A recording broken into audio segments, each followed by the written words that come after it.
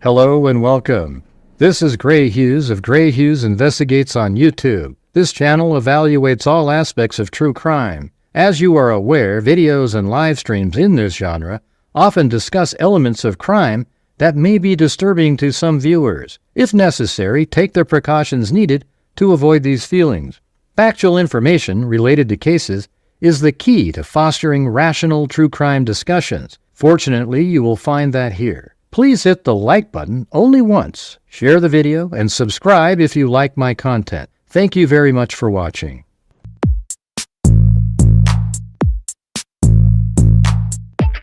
Huh? It's a house! What's wrong with you, Alan? You pieces of shit got to the jury, didn't you?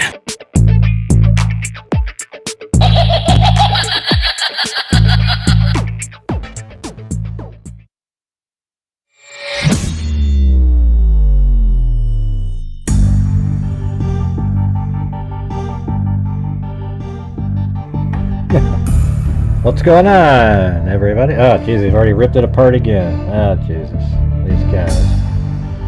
That's their little pea bed thing, and they just tear it apart like in 5 seconds. Look at that. Ah. Unreal. Unreal. See, you gotta always fix it. Over and over and over again.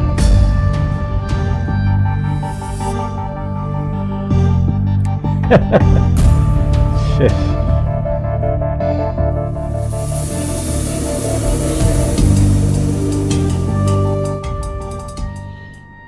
Alright, well, we're gonna do, there was a second press conference earlier today I didn't get to watch, so I guess we can watch that one. That was the one, another one with over at the airport.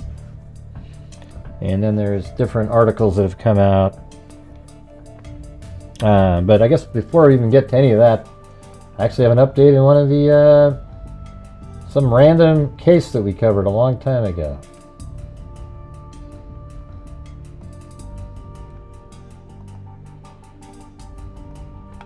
Yeah, I don't know if you can see on the screen right here, but see this is back in 2020, okay? Hey, thanks, Med247RN. I always get all pumped when it's red like that, because you can see on my screen it has this red look to it. So the ones that are 100 and the ones that are 99 cents both turn out red.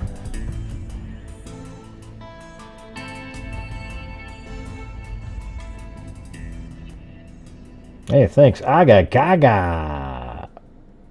Med247RN and Aga Gaga.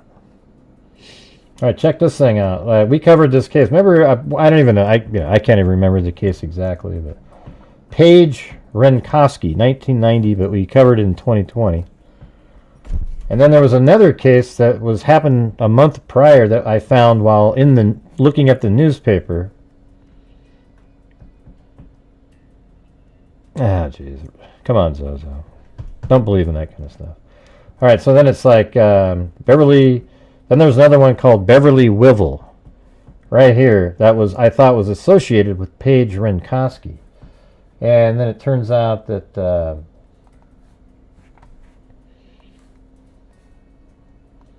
we got another DNA solve here, you guys. Look at that. Man charged 35 years after woman was assaulted, murdered in Washtenaw County. So like I always love these things, because you know what I love about IgG is that, or forensic genetic genealogy or investigative genetic genealogy, is all of these people who killed people back in like 1980 or 90, you know, they have all just been sitting around crapping their pants on a daily basis, waiting for the knock at the door by the authorities. Okay, and here's one of those ones exactly like that. So Beverly Wivel was found dead on the side of the road, and I think we actually found it. I mean, back when I covered this case a long time ago. Right here. Based on the description, it was just like right there. And I don't know, I can't remember any details about it. Was there like a culvert or something? But anyways, it was right here. I mean, you can see that looks like just a, easily a place somebody could pull over and. Yeah, it's on, Chad. Can't see the video or what? This thing on? What does that even mean? Not another one of these nights, huh? Hey, fix Vegas Andrews.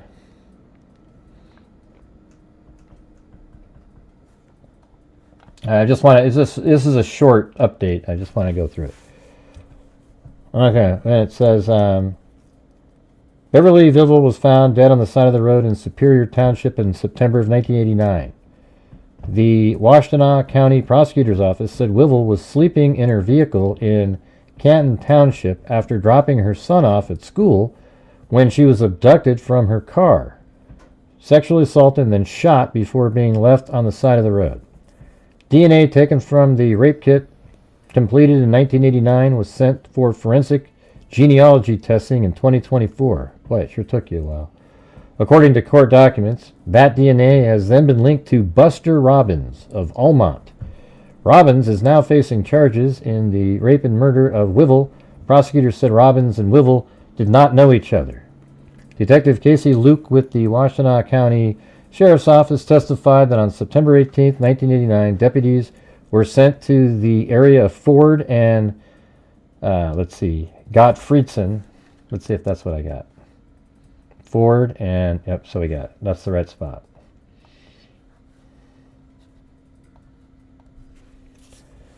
Roads to report for reports of a woman who had been shot and was found on the side of the road. Luke said investigators later identified the woman as Wivel. She had been shot with a .45 caliber pistol. Her vehicle was discovered later that night in Canton Township. The vehicle was still running. The driver door was open and her purse was inside. Luke said she had dropped her son off at school at 8:30 a.m. Deputies were called to the scene of the crime at 9:40 a.m. I mean, Jesus, you drop your kid off at school at 8:30 and an hour and 10 minutes later, you're dead on the side of the road by a psycho. I mean, Jesus. A witness from the area of Ford and Gottfriedson roads told investigators that he heard gunshots in the area. He said he saw what he believed to be a blue vehicle similar to the style of a Chrysler New Yorker with a white top speeding near the crime scene. In January of 2024, DNA taken from the rape kit completed on Wivel was sent to the Michigan State Police, who sent it in for forensic genealogy testing. Investigators conducted several days of surveillance over a period of several weeks on Robbins' home, where he lives with his wife. I think I have his wife's name. Here, let me see something. And I'm sorry if this isn't like... I'll get right on to the other thing. I just like to do my updates on cases that I've discussed in the past. Sorry if it's not something you're interested in. Let's see. And it wouldn't matter. I just do what I do. Okay, there he is. Buster. Right there. Buster Robbins. I just want to see if he had any court information. Any records. Let's see. He's got... well, it's still checking.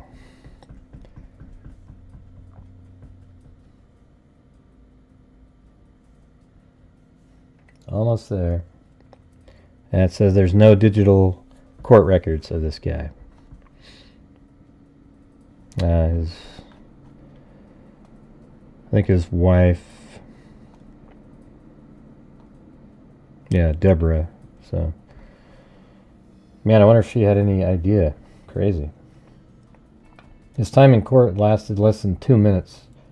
His attorneys told the judge that the prosecutor's office is working to get the evidence in the case on a... I'm sure we can find a bunch of people on YouTube that'll defend this guy, you know. Hey, it's just genealogy. I mean, what does that mean, you know? It doesn't mean anything. I mean, it could have been planted. I mean, God. You know, we'll see if we can get... see if we can find that crew to go out and defend this guy, huh? Anyways, good news. Another case solved. And now I just wonder if it's related to Paige Renkoski. Because look where Paige Renkoski's case is. Hers is, and that's an unknown person. I bet you it's going to turn out that that's who this is going to be. Because watch. So Paige Renkoski's friend's home is right there. And this is like 4 months later. And she was killed. And then I guess they found her body along I-96 over here. Another dumped on the side of the road. Man, come on. That sounds like that's got to be related. I mean, that's why I had him connected back then. So now that they arrested that guy, maybe he'll start confessing for other things. Yeah, it was 2020. It was so long ago. Maybe I'll take another look at Renkoski since it's been so long. We'll go over that one of these days.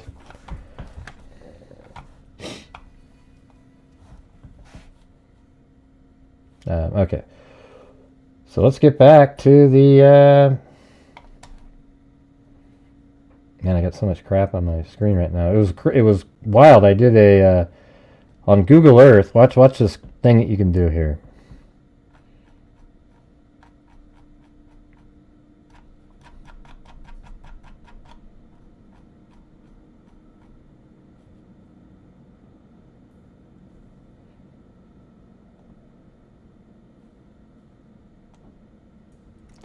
So like this is the start of the entire flight. I mean, look at this. This is at when it was in Kansas right here.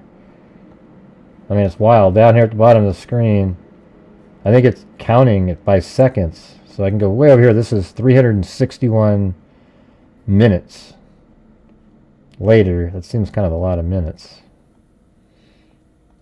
And then we get near the end. Let's see.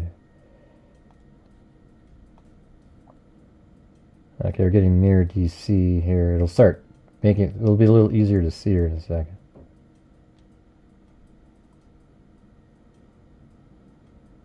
Yeah, like right there. Isn't that wild? It actually has the flight. See, it's just above me there. See that line? So this isn't the height. I couldn't figure out how to make it do the height, but this is flying camera view exactly from the airplane right below it.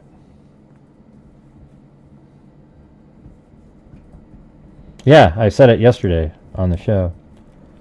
It was told to go to runway 1 first, and then they shifted it over to runway 33. And that's why it sort of went over to the right, and that plane, the helicopter, was looking at a different plane. There was a pilot that did a review of it, and it was kind of, a lot of the stuff he said was similar to what we were saying, just using common sense. But he said he was looking at a different plane than the one I suggested. It was the one in line behind the plane that was taken down. The one that we're in the cockpit of right now flying. That one, it was the plane behind it that he said the helicopter, the people in there they were asked to, hey, can you have any visual of that? And they said, yeah. And then the person in the helicopter said, we will maintain our distance on our own. So took responsibility for doing that right then. And then a little bit later, as the air traffic controller noticed that the helicopter and the plane were still getting closer and closer and closer to each other, he asked again, do you see the plane? And he's looking back to the plane that's going to be going on, it's coming up the Hudson River towards him. But that's not the plane that the air traffic controller was referring to. And the person again said, yeah, we see it. We'll maintain distance.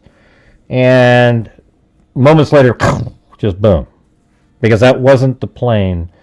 In fact, this plane wasn't even really, because of that, they were looking straight ahead or to the right. They were looking down the river or to the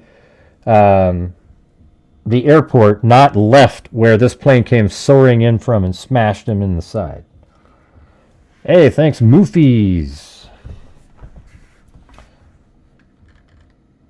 And don't forget those coffees out there, you guys. Those are always helpful. They don't take 30%. So we'll go ahead and put the word coffee in the chat. And tomorrow is our donation night. Okay, we make that one last push at the end and see what we can do. I'll be happy to get to 2,000 total donations this month. We've already done 500 earlier in the month, but if we can get to 1,500 tomorrow, that'd be great. I mean, to give away. I'm going to give away more of my own. Like, we just have one last push and see what happens. But look, you can see right now, I guess like what we could do is open up the, where's that other one from yesterday?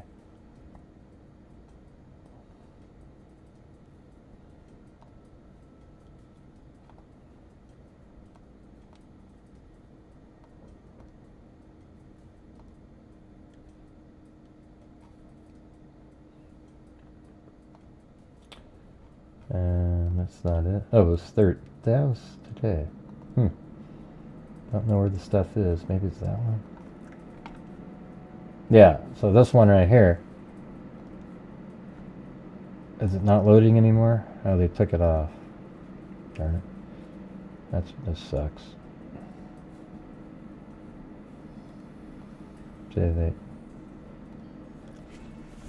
But you can see what it's doing here.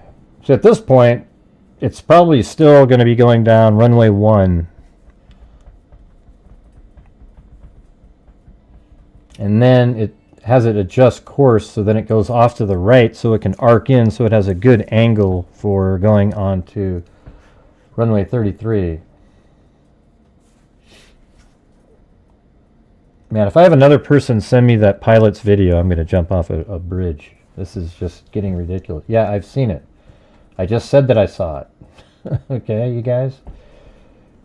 All right, here we go. Hey, thanks so much, Judy, for the triple espresso coffee. Whatever the hell that is. Yeah.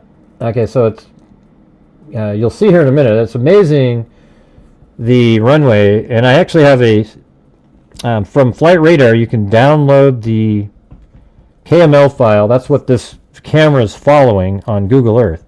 It's just below it. It's not the right height on the ground or whatever. But then it also has a CSV file that has every single GPS coordinates of when it kept pinging, I guess you might call it, for lack of a better term. And then it has the height at that moment, and it has the time. So we'll take a look at that, and I think you can see exactly when it hits 0, and that's exactly where the plane was found in the water, where the helicopter kept doing the circles over and over and over again.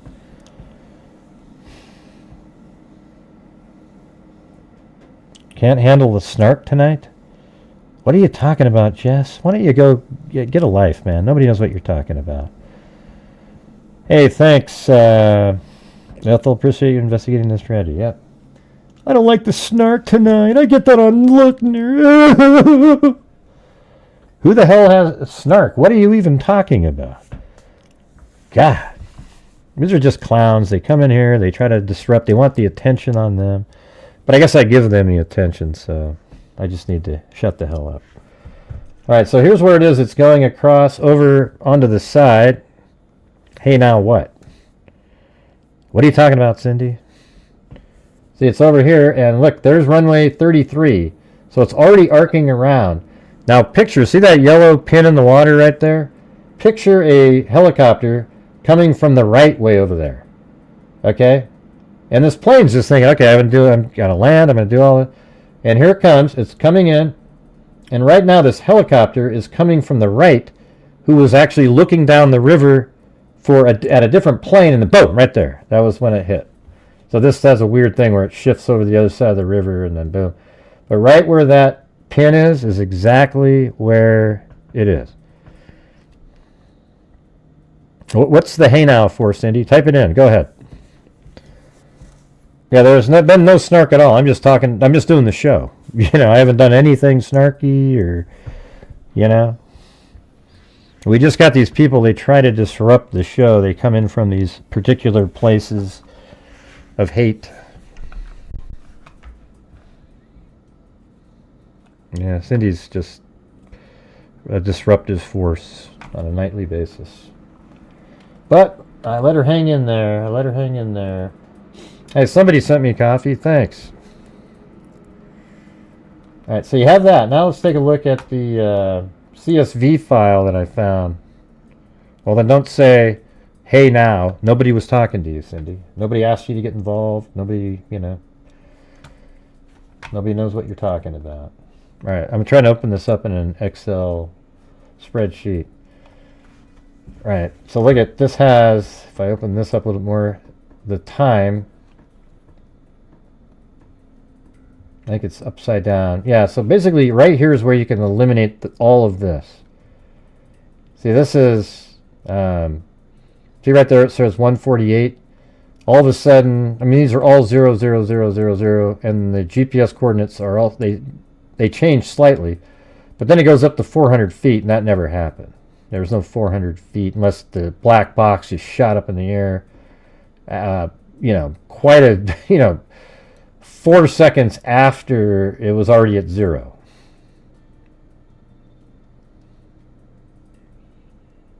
I don't know. I'm just logical thinker, Simo. What are you?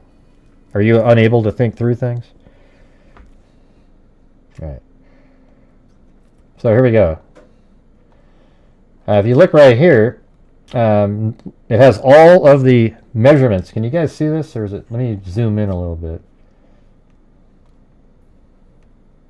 I don't like the snark. I'm out of here. Okay, so now you probably can see that a hell of a lot better now. See, this is what they give you from Flight Radar. So each one of the, let me just show you what this is representing here. So if we turn this on right here, and see this path, we go to this one, all these different pins that are on their left here, those are all of the different times where it registered a location for Flight Radar. All of these different pins right here.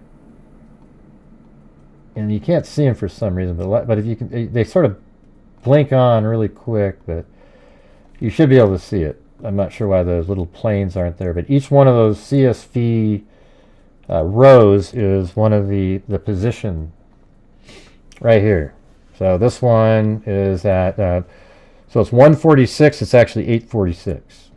And look at it, 1,050, 1,025, 875, it's descending in for its final approach. It's coming in. See that?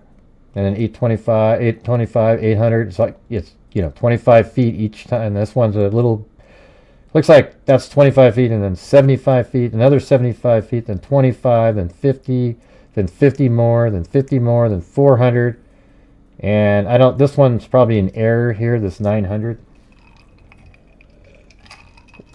Unless the black box got blown up in the air. But that's at 147.54, so that doesn't make any sense. Yeah, it's sort of interesting because it has, like, it seems like whatever catastrophic happened was right here. Because then it goes to 25, 18, 12, 0, but it's way too low at that point. So I think it's actually, the impact might have been more like 147 and 54 seconds. Right there. And then, interestingly, watch. You take this, for example, and you can just bring that right into Google Earth, put it right up here, hit enter, and look, it puts a pin exactly right where that took place. Then you can go over here and take, but we won't do that one, it's crazy. Then this one that makes it to 0, but let's just do these ones. The one that makes it, it's at 18 feet at this location. Watch, it's going to be a little bit further right there, see? Then we'll do the next one right here. And then it hit 0 when it was right there. And that's exactly where the helicopters were doing their little circles. So I'll even show you. Get that one out, grab that, go to here, then put that in. And there it is, right on top of where I even I put a pin there and then put the GPS coordinates in that other pin so that it would be exactly here on the spot. Isn't that crazy, you guys? That they give you that kind of information out there?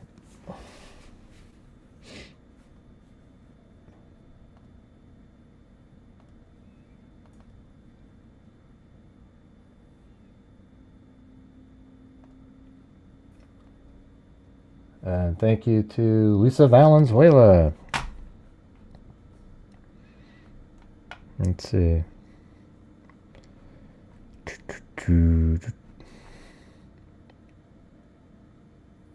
Oh, yeah. Cindy loves Lookner. Like, for example, yesterday I was doing my show and she didn't watch mine. She went over there. Even though I covered it better than he did. Let's see. Hey, great information they hand out. Yep. On Flight Radar. Yeah. Can that be done? Well, you're stupid, Cindy. Let's see. Can't that be done for the helicopter too? No, because they don't have the helicopter on flight radar for some reason. I don't know why they didn't have it. It's not there. Maybe it's because of the military plane. There was that other site that was keeping track of it.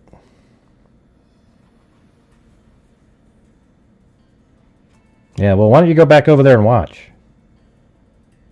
Yeah, go back over and watch that, Cindy. Okay?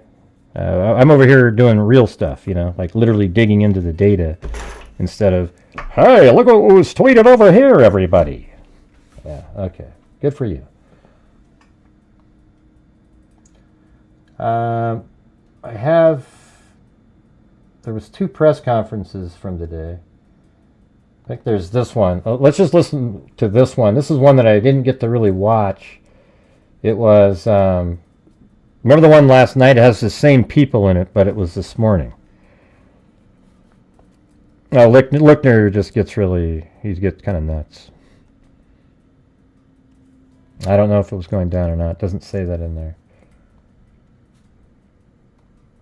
I'm at Reagan National Airport. You guys hear that okay? Or?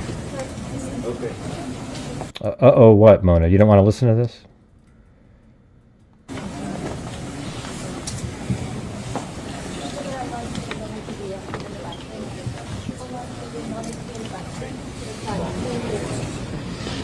I'm Muriel Bowser. I'm the mayor of Washington, D.C. I'm at Reagan National Airport. I am joined by United States Transportation Secretary Sean Duffy, United States Senator Jim Moran, Senator Roger Marshall, Jack Potter, the CEO of the Metropolitan Washington Airports Authority. We are here to brief you on the very tragic events of this evening, where we know a passenger plane coming to the airport. That one sounds like the first one. Is there another one? I think this one. Okay, here it is. Here's the second one right here. That was. Good morning. Here we go. I'm Muriel Bowser. I'm the mayor of Washington. Okay, that doesn't sound good. Sounds like it's coming out of the left side. I'm going to go ahead and open up a program and fix that really quick. It only takes a second. Just got to open up Adobe Premiere, shift out the channels, boost it up a little bit. Boom! It'll sound like a radio station. Will be that clear. But hey, guys, if you're out there and you can help support the Gray Hughes Investigates YouTube channel, I'd appreciate it. They've already demonetized every single one of my... there might be ads during the show, but they demonetize it as soon as it's over because it's about the plane crash, even if you don't say anything that you can't say.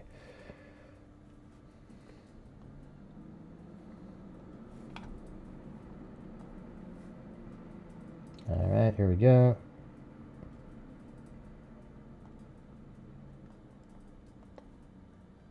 Metropolitan All right. Now I just got to do audio channels. Now, let's see, audio channels. Then shift it over. There we go. Now it's on both sides. Maybe that should be probably pretty good. You guys ready? Here we go. Good morning. Oh, I'm Muriel come on, Bowser. man. I'm the mayor of Washington, D.C. We are here at Reagan National Airport to provide an update on the tragic events of last night. I'm joined by U.S. Transportation Secretary Sean Duffy, D.C. Fire and EMS Chief John Donnelly, American Airlines CEO Robert Eisen, the Washington Metropolitan Washington Airports Authority CEO Jack Parter, United States Senator Mark Warner, United States Senator Tim Kaine, U.S. Representative Don Beyer, as well as the Chief of the Metropolitan Police Department, Pamela Smith. And we are joined by first responders from across the Metropolitan Washington region.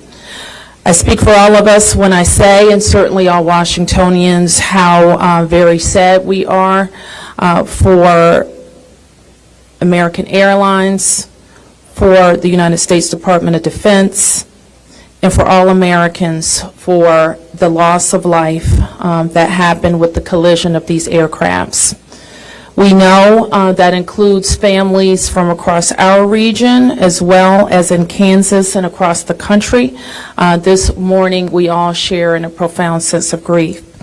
I do want to thank the first responders who acted quickly last night, who ran towards danger, went into a very frigid river, and have worked throughout the night. Chief Donnelly reported in last night's briefing that we have a strong mutual aid agreement in our region, and those teams have worked together throughout the night in really tough and heartbreaking conditions, and we should all thank them for their heroic efforts. So we'll have several updates today. I'm first going to turn to the Secretary of Transportation, Sean Duffy, and then you will hear directly from Chief John Donnelly with a situational update. Thank you, Mayor. Again, Sean Duffy here, Secretary of Transportation. We wish we were gathering for different purposes today. I just want to let you know that... Do you guys not want to watch this? We don't have to watch this. We can just go in. There's articles and things that I have. I just thought if you hadn't seen it, you might want to watch it. Does anybody not want to? We don't. How about we do a poll? How about this? Here we go.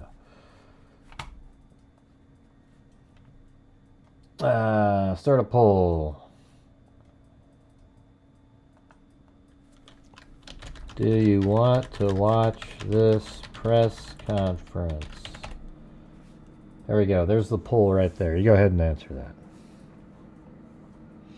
It's okay. It won't bother me a bit if nobody wants to watch it.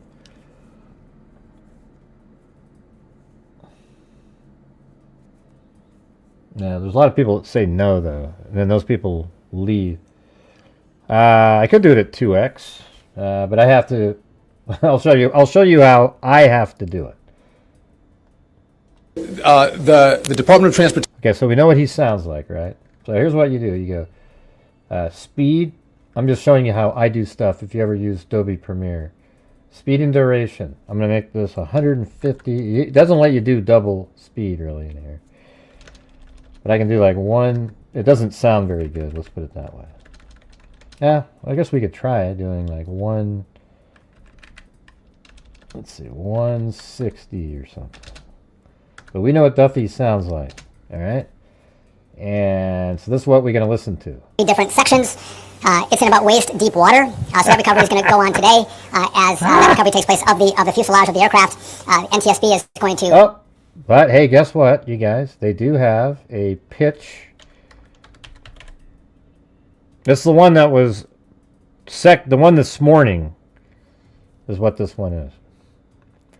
All right, so here we go. We put the pitch shifter in there, and then you go over to the, I think, hold on, yeah, edit, and then watch. I'm going to move it to about right there, and then play it. Start to analyze that aircraft, partner with the FAA with all the information we have to get the best results possible for the American people. I would just say that safety is our expectation. Everyone who flies in American skies expects that we fly safely. That when you depart an airport, right? You get to your destination. That sound good? That didn't happen last night.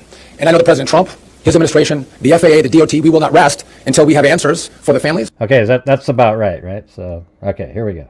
Let's just start with him. So this was not unusual with a military aircraft flying the river and aircraft landing at DCA. And again, if you live in the area, you'll see that frequently with those two aircraft working together. Those two aircraft, that was really poor wording. The two aircrafts working together. They weren't working together. It was just the aircraft was doing what it normally does, and the helicopter was doing what it normally does, except they shouldn't have been in the same area when they normally do those things. I mean, the helicopter is the thing that was out of place. Okay, the planes are all doing what... As many of you reported, we have located the... They're doing all what they're supposed to be doing. It turns out it might be a little bit more responsibility of the helicopter pilot, but I think the air traffic controller also should have been made sure that the helicopter was referring to the right plane. No, look, it's off to your left. Do you see it? Something like that. The two aircrafts, the fuselage of the American airline plane was inverted. It's been located in 3 different sections. It's in about waist-deep water, so that recovery is going to go on today. As that recovery takes place of the fuselage of the aircraft, NTSB is going to start to analyze that aircraft, partner with the FAA with all the information we have to get the best results possible for the American people. I would just say that safety is our expectation. Everyone who flies in American skies expects that we fly safely, that when you depart an airport, you get to your destination. That didn't happen last night. And I know that President Trump, his administration, the FAA, the DOT, we will not rest until we have answers for the families and for the flying public. You should be assured that when you fly, you're safe. Thank you.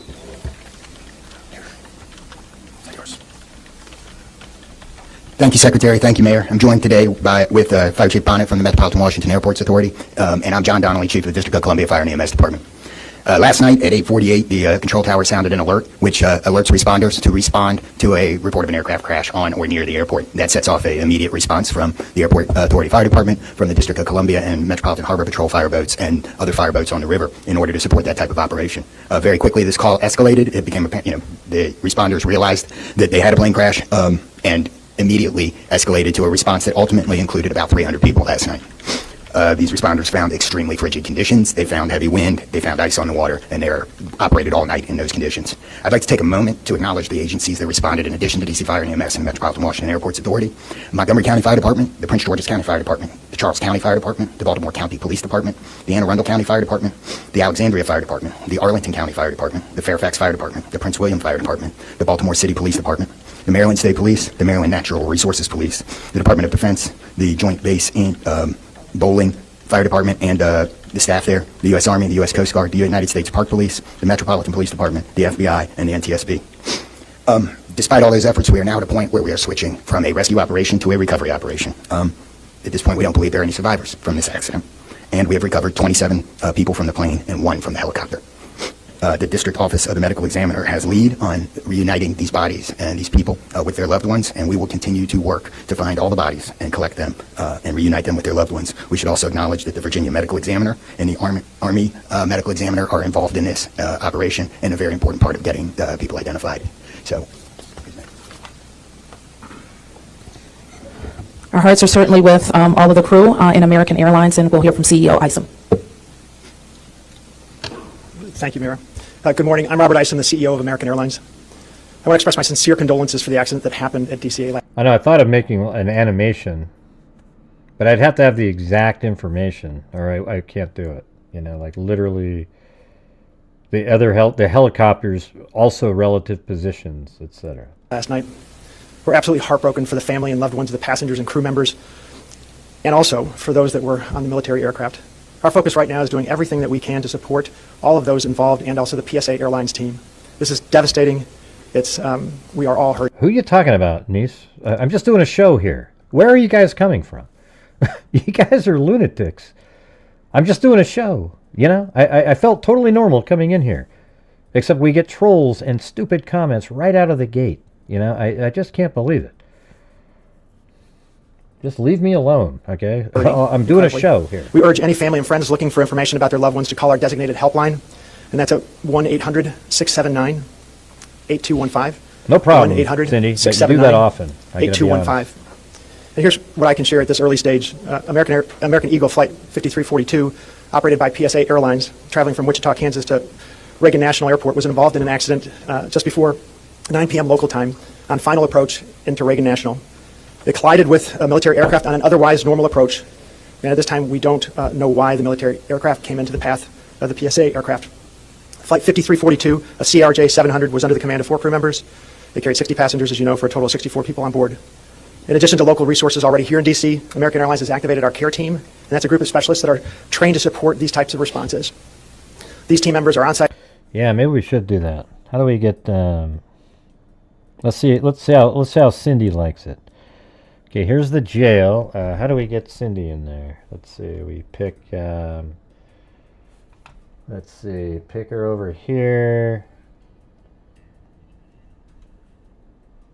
I have to work on this. I'll keep playing this as I'm working. Are arriving soon, and additionally, we have members of our GO team that are on ground here in D.C., and they're being deployed with resources to do everything that we can to take care of the needs of the families and the loved ones of the passengers and crew members, and that is our sole focus. And we're so grateful for the first responders. They've been working through the night, courageous efforts.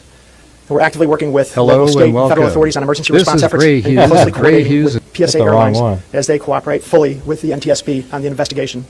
I know that there are many questions. At this early stage, I just won't be able to answer many, but we'll provide additional information as it comes. Thank you. I want to introduce the Metropolitan Washington Airports Authority CEO, Jack Potter. The authority manages Reagan Washington National and Dulles International.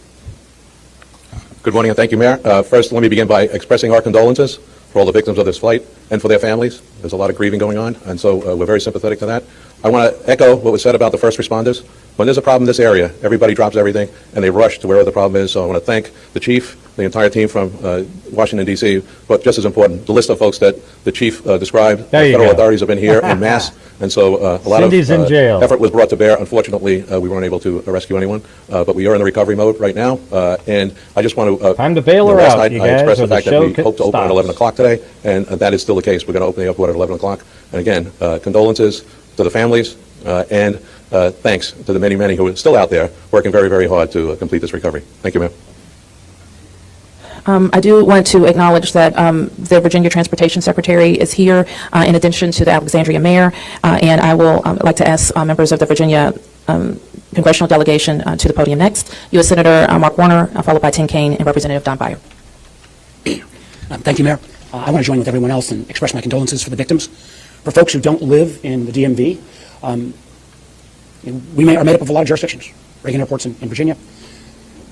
Across the river we have Maryland, obviously the district, but as been indicated by the chief, when tragedy happens, all those distinctions between the various jurisdictions and our federal partners all disappear. And I want to again thank all the first responders. On a personal note, I'll just add that literally I now know I was coming back from the district from a dinner to my home in Old Town Alexandria. And while I did not see the collision, I wondered, I'd never seen this many red lights streaming towards the airport and across the river in Maryland about this time.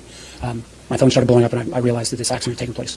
There'll be a time to figure out, NTSB will have a briefing later in the day, but to the victims, our condolences. To the first responders, our thanks.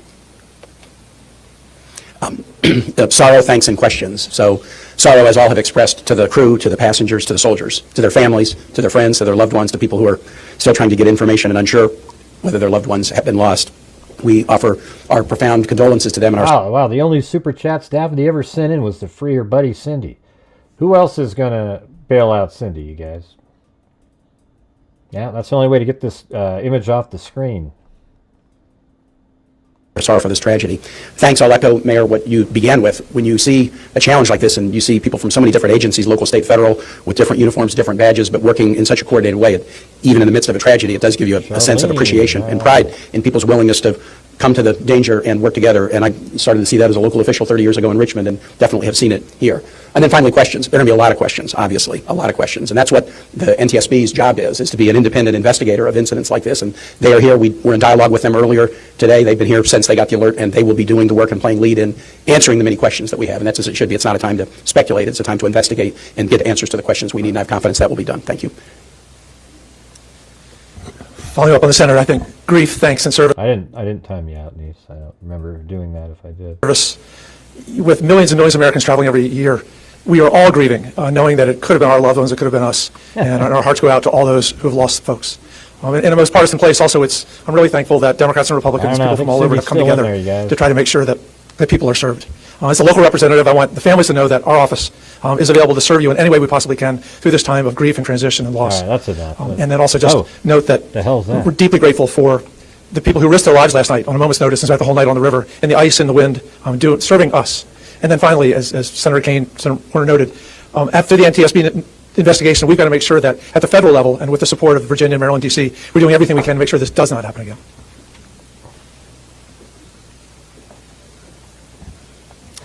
So with that, it's been said already that the National Transportation Safety Board becomes the lead agency in the investigation. Our jurisdiction in D.C., where the crash occurred over the river, concludes as we, in the leadership role of the Unified Command, as we shift to a recovery effort.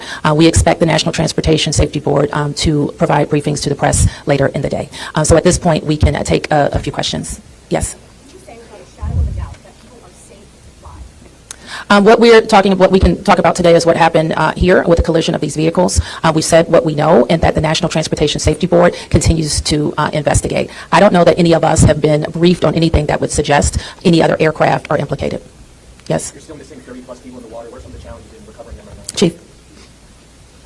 So the rescue operation, or the recovery operation goes on. It's a lot of touch and feel in the different parts of the plane or in the helicopter, and the crash area is a little spread out, so we've got some work to do. And I think it's a pretty normal type of situation. I don't think it's extraordinary. How spread out is this debris field? So the wind started blowing last night, so we've had debris travel from the airport down as far as the Wilson Bridge. Mile-wise, how far is that? I couldn't tell you. Less than a mile. Yeah, that's just what he does, though, luxury trash. And he actually signed an executive order on it later in the evening. You know? I mean, I think everybody's against DEI hiring, right? Can we all just collectively say that, people should be hired because of their ability and skill? And I don't care what race somebody is. I think anybody, or gender or anything, they can all do it.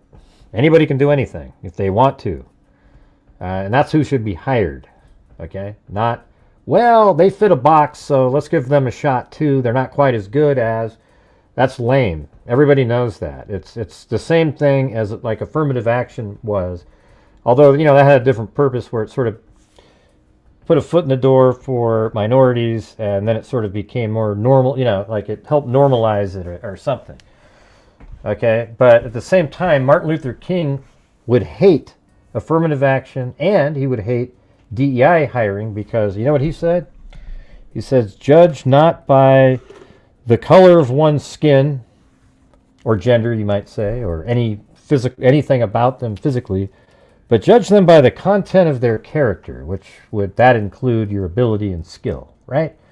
Doesn't that make sense? Do you think Martin Luther King would want you to pick somebody because of their race after he said that, or their gender, or anything like that? And that's just the reality, everybody, and it bugs everybody. And I wouldn't even want to be one of the people that was hired for DEI, because I'd be ashamed and embarrassed, because I'd always be looking, they probably think that I got this. And you might have, you'll never know for sure if you did, but if they don't have that and you got the job, you'd be proud of yourself and you'd feel like you just kicked ass and deserved it. So all those little things like that are just absolutely sick. It kind of reminds you of the same thing about participation trophies. Everybody wins something. It's garbage. Like if your kid is good enough in sports, let's say they don't ever win, they get second or third or fifth, or it's up to you to go, hey man, you kicked ass, and if you want to continue doing this, we'll keep working, and you can be the best you can. And sometimes people with less skill are better than the people with great skill because they don't work hard. If you get somebody that works harder than the person with skill, they're better than they are. Okay? A lot of times. And so that's just the reality. Anyways, those are my thoughts right there. I'm sorry if that offends anybody out there. And, well, I don't really give a damn if it offended you because I just told you the truth. All right. Anyways, back to this. Hey, thanks Above and Beyond Ancestor Reading. Treats for the babies. Thank you for accurate info. Yep, there you go. This is a question for CEO Carter. You're going to open the airport at 11 o'clock this morning.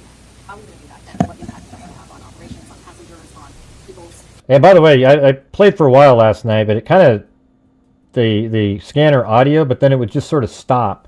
So I guess it just sort of stopped, and there was probably like 2 or 3 hours with nothing being played on there. I thought it would just keep playing for you guys, but it was interesting listening back to the original calls when we first started the show. We were right there. The first call came in like, hey, I think there's a crash, you know, whatever, and kept going through. It's pretty wild listening to that. And they were already like pretty quickly talking about there's bodies in the water. They had to go get those. Yeah, look, 20-something people left after I brought that up. They must have been DEI hires. Well, we're going to open the airport at 11 o'clock. It's safe. We've worked with all the federal agencies, FAA, and it's been determined that we can open that airport safely. The recovery effort that's on our property is on the waterfront. Oh, yeah. Our primary runway, 119, will be open. It's away from any activity. We're going to have a secure area around that, so all are comfortable that we can get back to operations. Now, each airline will announce or communicate to their passengers what their operations are going to be. Obviously, their networks were disrupted overnight, and so we might have a slow recovery, but the bottom line is we will begin to have aircraft moving in and out of this airport at 11 o'clock. Okay, so 1, 2, 3. I don't think we can say anything about what's in TSB's purview. You mentioned the airport opens 3 hours from now. There's a lot of helicopter traffic from the military. U.S. Park Police saw that. Will helicopters be flying right through here as well, beyond the recovery efforts? I don't know the answer to that. Jack, do you have anything to add? We don't have anything to add about that. Yes. You know what's amazing when you listen to people quickly? Does anybody have a problem understanding, like her, for example? I don't have a problem listening to her at all. Or Duffy earlier. It sounds absolutely normal. So wouldn't it make sense to have teachers that speak quicker like that, to teach our kids almost double what they learn currently? It's crazy. Yeah, it's like so easy to understand them. This is 160, this is 60% sped up. So that means like in 20 minutes you get to hear 15, I don't even know what the math is on that, but actually probably like 12 minutes you hear what was in 20. I mean, that's ridiculous, and it's all the same, it's all clear to hear. So the question is, can I guarantee the American flying public that the United States has the most safe and secure airspace in the world? And the answer to that is absolutely, yes, we do. We have early indicators of what happened here, and I will tell you with complete confidence, we have the safest airspace in the world. I think I talk too slow sometimes, but because I'm thinking about what I'm saying. But I could record it and speed it up. All I can say is that we have published the 1-800 number. We have family assistance centers set up here in DCA. Yes, they we can. do in Wichita Kids as well. can absorb I'm not that at liberty to give fast. the number of families that. I actually would argue that kids can absorb that fast, and in fact, they get bored when a teacher sounds like this. Okay, students, if you could please pull out your book, and yeah, you guys got it. You all got your books out already? You all got your books out? Okay. Now, Janie, would you turn to page 36 and start reading on paragraph 3, Janie? Sure, teacher, let me read it. Now listen, the moment with the story. Oh, God, are you kidding me? You're going to I want you to be there almost like an auctioneer. This is what you want it to sound like. Hey, when I want to walk down the street,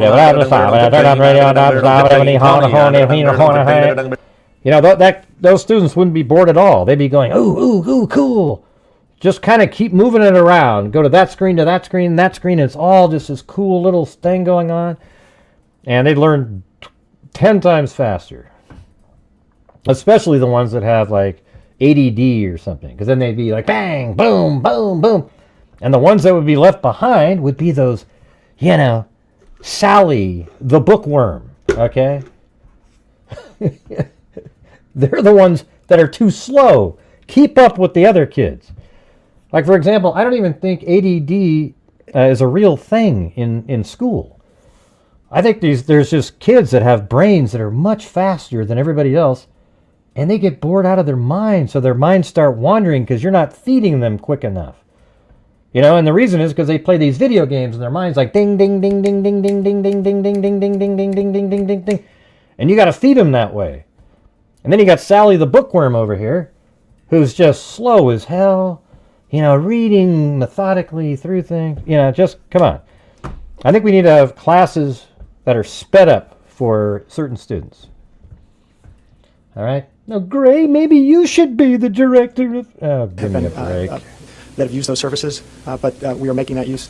We have over 100 team members that are either here or on their way that are specially trained to work with family members, handle travel arrangements, hotel arrangements, incidentals, to make sure that we're taking care of people in any way that they can. As our teams are hurting and suffering, Dana. as our passengers and their families need assistance, we're doing everything we can. I don't have any other more information on that right now. Oh, wait, you mean C-Spot Ron?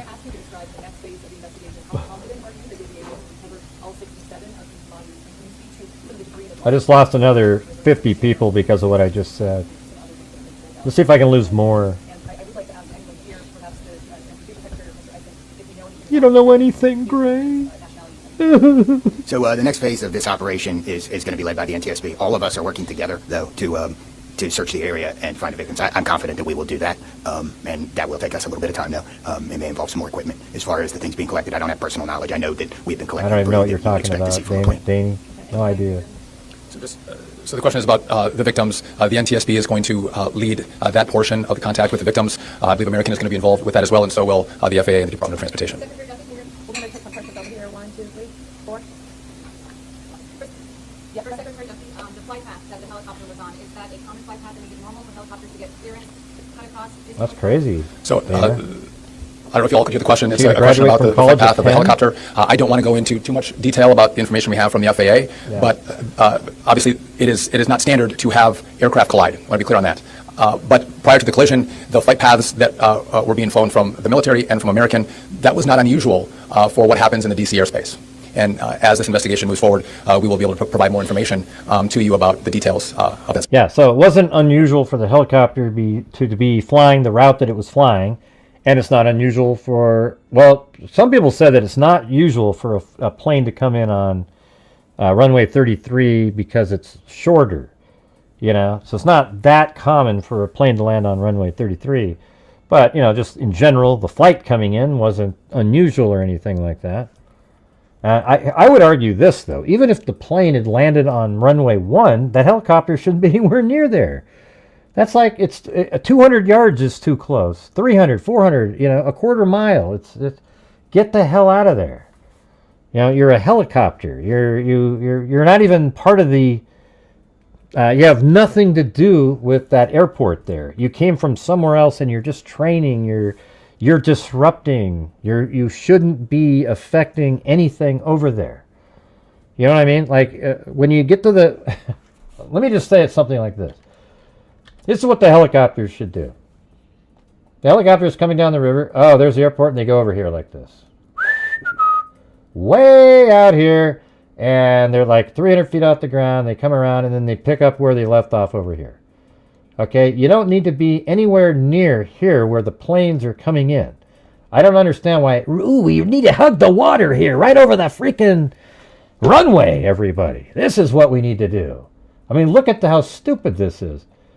The plane, this is runway 33. The plane's coming in right here, and there's a helicopter right there. Are you kidding me? And even if it's this runway, that helicopter is too close to that runway. Let's measure that. How far is that? I bet you that's, I'm going to just guess like a quarter mile or something. Maybe not even that. It's a half mile. I guess I'm high enough up in the air. But look at that. Would you even want a helicopter buzzing around a half mile away if that's where you're landing right there? Just get the hell out. Come over here. Go over there like this. And then come way around. And then you're low enough where, I mean, I guess it's descending. But if you fly at like 300 feet over here, I don't know, man. Just get the hell out of the flights of these planes. I guess they all kind of come up this river. So just, how about you go up this river for a little bit? Go somewhere else. I don't get it.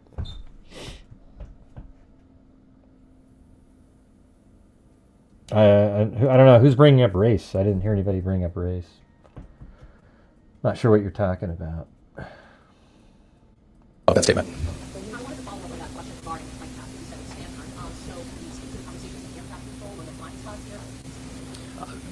So the question is, were there blind spots with air traffic control? I don't want to make statements about that. I don't lead into that answer. But again, I think whether it was air traffic control, whether it was military aircraft, helicopters, or the American flight. Now he's just talking about DEI hiring. Can you guys look at Trump has nothing to do. Does anybody in here think that because Trump became president that this accident happened? Is there anybody that stupid? Honest to God, is there anybody out in the audience that's that dumb? I'll block you right away. Does anybody think that the crash happened because Trump became president? That's the dumbest thing I've ever heard when people type that in. You almost seem like you have Trump derangement syndrome because it's irrational. It means nothing. You know, he was brought in. People voted him to get rid of DEI and those kind of things and, you know, all the crazy, you know, just wild stuff that was going on. And he's just, Trump wants to implement it throughout the hiring processes. And if you look at it, he hires anybody.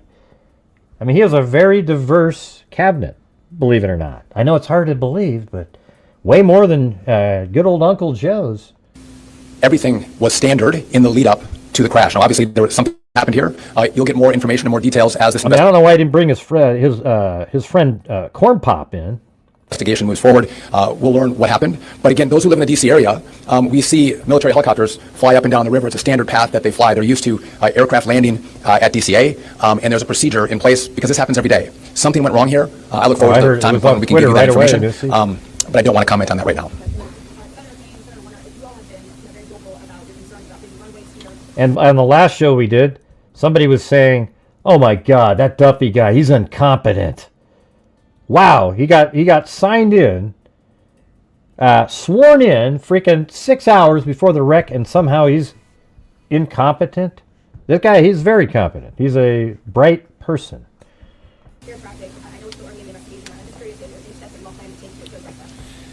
We have raised this issue continuously. We've got very busy airspace.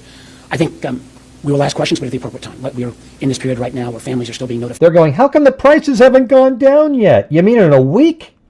Are you that stupid, you people? Come on. The prices don't go down in a week like that. I wish they did. We all wish, but it doesn't happen. I was hoping the enthusiasm for him being elected would change, the show here. And in fact, if you guys are out there and you can support the channel, I would appreciate it. Fine. We're trying to figure out what happened. There'll be time for those discussions, I think. Yeah, I just say the same thing. We've been pretty plain about our concerns, but it isn't a good time to speculate right now. We have faith that the NTSB will provide the answers about this. Okay, you both here, and I'm going to say 3 in the middle, and then we're going to have Didn't he run for president with Hillary Clinton, that guy, I think? Forgot his name. How are they doing right now, and are you all going to be offering services to help them as they process this? So thank you for the question. Our first responders are resilient people, but yes, this call will be hard for them. Our peer support teams are already engaged with the responders, and we'll be following up on that to make sure that they're okay. But I think the concern is real. What kind of communication was it between the helicopter in the tower, the plane in the tower, and the helicopter in the plane? I don't want to say too much on the communication between the helicopter in the tower and the airline in the tower, but I will say this: there was communication. It was. I would say standard communication, so there was not a breakdown, if that's your question, in communication between the military helicopter and the American airline flight. There was communication between the aircraft and the tower. Was the plane aware there was a helicopter in the area? I would say the helicopter was aware that there was a plane in the area. Hold on, let me. The military helicopter and the American airline flight. There was communication between the aircraft and the tower. Was the plane aware there was a helicopter in the area? Yeah, one thing I'm interested in is, did the air traffic control ever tell the plane, hey, do you guys see that helicopter off to your right there? Because all we seem to have is this communication between the tower to the helicopter. Did the tower ever talk to the plane and have them look too and go, holy shit, and then they could just do a quick dive to the left or something? I haven't heard that mentioned yet. I don't know why you wouldn't have that communication. Why are you only communicating with the helicopter? It's weird. It turned political because Trump mentioned, DEI hiring, maybe suggesting that the female pilot that was actually piloting the plane and only had 500 hours, perhaps, there was some element of that. And then he signed this executive order banning DEI hiring, et cetera, et cetera, et cetera. Maybe he has more information than other people have. Who knows? If not, but basically what he should wait is for the investigation, like somebody had said earlier. And, you know, but this is just what he does. This is, he always speaks his mind off the cuff, and, you know, you just have to deal with it. It's okay. I would say the helicopter was aware that there was a plane in the area. I think that's pretty weird. Don't you think it's strange how nobody so far has talked about, well, what did the air traffic controller say to the plane? Have you heard that anywhere? Has anybody even opined on that one? I mean, it just seems like, wow, hello? I mean, the plane's coming in. You should have the same concern for the plane. In fact, even more so, because there's 64 souls on that one, where you would get a hold of them and say, hey, look to your right. Do you see a helicopter there? Get the hell out of there. And they could have done a quick dive. I mean, you could have, if they'd heard about that 8 seconds before that, or even 5 seconds before that helicopter, you could have saved them. Because you can do like a quick pull up or down, and you're completely out of the way of that helicopter. I would even say like 3 seconds, as long as, you know, dive, and they get the, you know, bam, they're out of the way. No, you can't what? Well, I guess if it was a smaller plane, I'm not sure how much time you got. Maybe 10 seconds. Nope, only read that the ATC, yeah, I read that too. So the air traffic controller, apparently they were understaffed.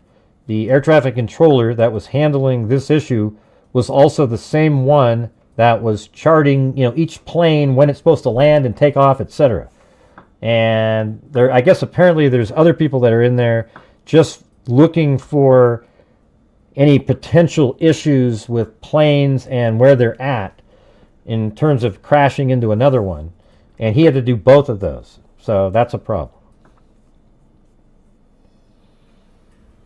Yeah, I don't know. I'm not a flight, like a expert on planes, so, you know, maybe it'd be hard for a plane of that size to do a quick dive. But I can tell you one time, you guys, I was on a flight home from Utah back to Portland, and there was a time in that flight where we dropped, I would say, you know, it was crazy. At the end of the flight, we dropped so fast and so long, I don't know what the hell was going on. I felt like I was floating.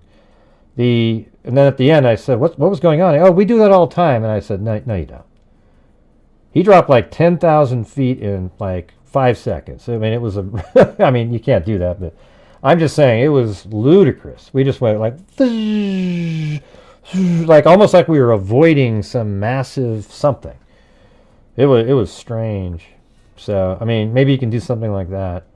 But I'd need to have a pilot to actually say how quick could a plane that size, how much leeway would you have had to have for you to dive or climb and get the hell out of the way of that helicopter. Because why in the hell didn't anybody contact that we've heard of the plane? We keep talking about the helicopter, you know. You said yesterday you called the has he returned to the meeting room since then? Have you spoken? Also a question about national security by Director Sanders. But you guys, currently we're at 1/5 of a nightly goal, so if you guys can please help support the channel, I would appreciate it. Let's have a good night. In terms of body recovery, we as we recover bodies, we have a process, and we're not counting any bodies until they're in the possession of the medical director. So there may be some fluctuating in numbers that other people would report, but our numbers from the medical examiner.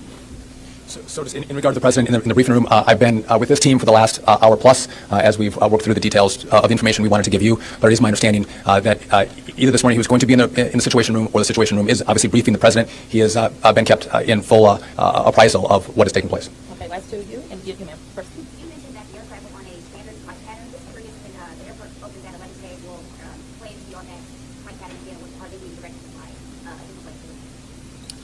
Jackie, you want to? Well, I mean, safety is paramount, and I don't have that information quite yet from the FAA, so I don't want to provide information, I don't want to provide an answer or inaccurate information on what routes will be flown out of DCA. Two questions really quickly. What do you know about the experience and history of the pilots of both the airlines, plane, and the Army Black Hawk helicopter? And then for Secretary Duffy, last night the President had said that this could have been prevented prevented and questioned why air traffic control didn't tell the helicopter what to do. Is that something that investigators have determined should have happened in this situation? You know, I agree with that. What she just said, it could have been solved if the air traffic controller told the pilot what to do. Doesn't that make sense, everybody? Isn't that just like a total common sense? That's what the president said today. He said, I think this accident could have been solved if the air traffic controller told the pilot what to go do. That makes sense, right? Because you don't leave it up to the air traffic controller can see it. Air traffic controller. He could have just said, listen, you need to veer to your right. You're way too close to a plane. Or you need to turn to your left and get the hell out of there earlier. And when that first call was made, just say, stop, hold your position. You don't give them, well, okay, I'll maintain eye contact. Do you see the plane? Yeah. Then you're leaving it up to luck. I mean, not really luck, but like if you saw the right plane or not, right? The air traffic controller knows where all the planes are. You just tell them to hold your position. There's a plane coming. Not, do you see that plane? Yeah, okay, I'll maintain visual sight and maintain my distance. Come on. Just tell them what to do. I like that one. Just quickly, I don't have a lot of information to release, but these were experienced pilots. I know that the captain had 6 years with PSA, or almost 6 years with PSA, and the first officer almost 2 years. Again, standard approach, and that's about all I can say. Thank you. In regard to the military, I don't have information in regard to the experience of the military pilots. I would just note that this was classified as a training mission. There was time, Daphne. There was time. Training mission. Sometimes people could think that a training mission is someone who is inexperienced in the cockpit. We call these missions that are flown in the D.C. area as our pilots are getting hours in experience training mission. So don't read into that we had how many hours the pilots on the military aircraft had. And you had another question for me that was. Last night, the president said that this could be prevented, and also that aircraft. Bro, you're so far out of left field. Have you been an air traffic controller? Don't jump to conclusions. Right, because you've been one, right, Brup? Jesus. So we are going to wait for all the information to come in from this vantage point, but No, it would work in real situations. You just get it with that first call when they say, hey, do you see that plane? And then it was like 30, 40 seconds later when they asked again, yeah, I see it. Then there was a crash.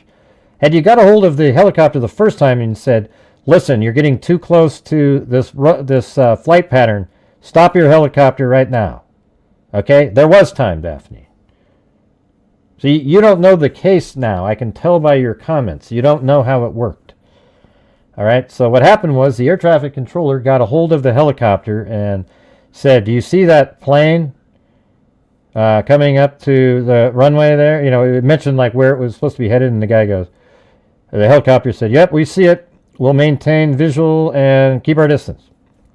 And then like 30, 40 seconds later, they said, hey, do you guys see the plane? Do you see the plane? Yep. And then they say, yep, we'll maintain our visual. And then like, I don't know if it was 10 seconds, 20 seconds, how far after that last time it got hit. Now, in the first time, if they'd said, hey, it looks like you're getting too close to a pattern we have here. Can you just stop your helicopter right now? And I'll tell you what's going on. Okay, yeah, stay right there. Boom, done. Completely finished. Right? Wouldn't that make sense? Never mind. Hey, it's too hard to communicate with you guys. Well, why didn't they contact the plane first? You know, that had the 64 people on it. To back up what the president said, what I've seen so far, do I think this was preventable? Absolutely. Yeah, there you go. It was preventable. All right, there you go. Well, it's 100% preventable.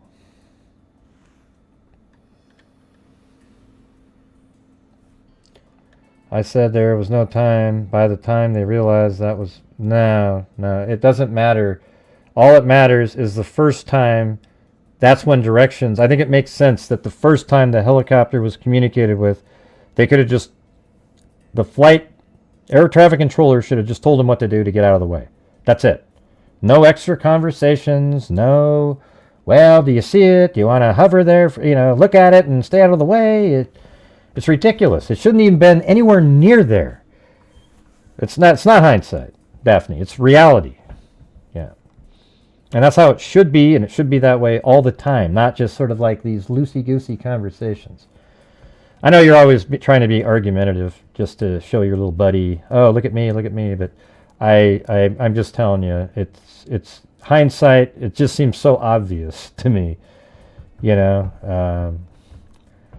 We got a lot of people in here. I see the title is good tonight. What's wrong with what's good about the title? I don't think I really have that many people in here watching. Hey everybody, hit the like button right now. Let's see if we can get that going here. I think that's one of those fake numbers. I never get that 900 and something people. I feel, well, if you combine Twitter and the other, what's the other one? Twitch, there's 1108, it says. But I don't know if the YouTube number is quite correct. Do you have the actual transcript? I have the audio here. Yeah, this seems like it should take very little time. Okay, everybody, right now, hit the like button. All right, you ready?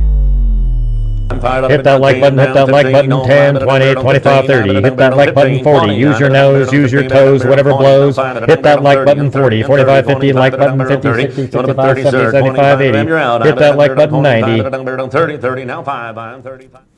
And we only got 294, so no, it's not really 900 people. I know, I don't buy it. I've had these weird fluctuations at times. Absolutely meaningless. I think there's like trolls that send people like bots over or something. All right, let's see.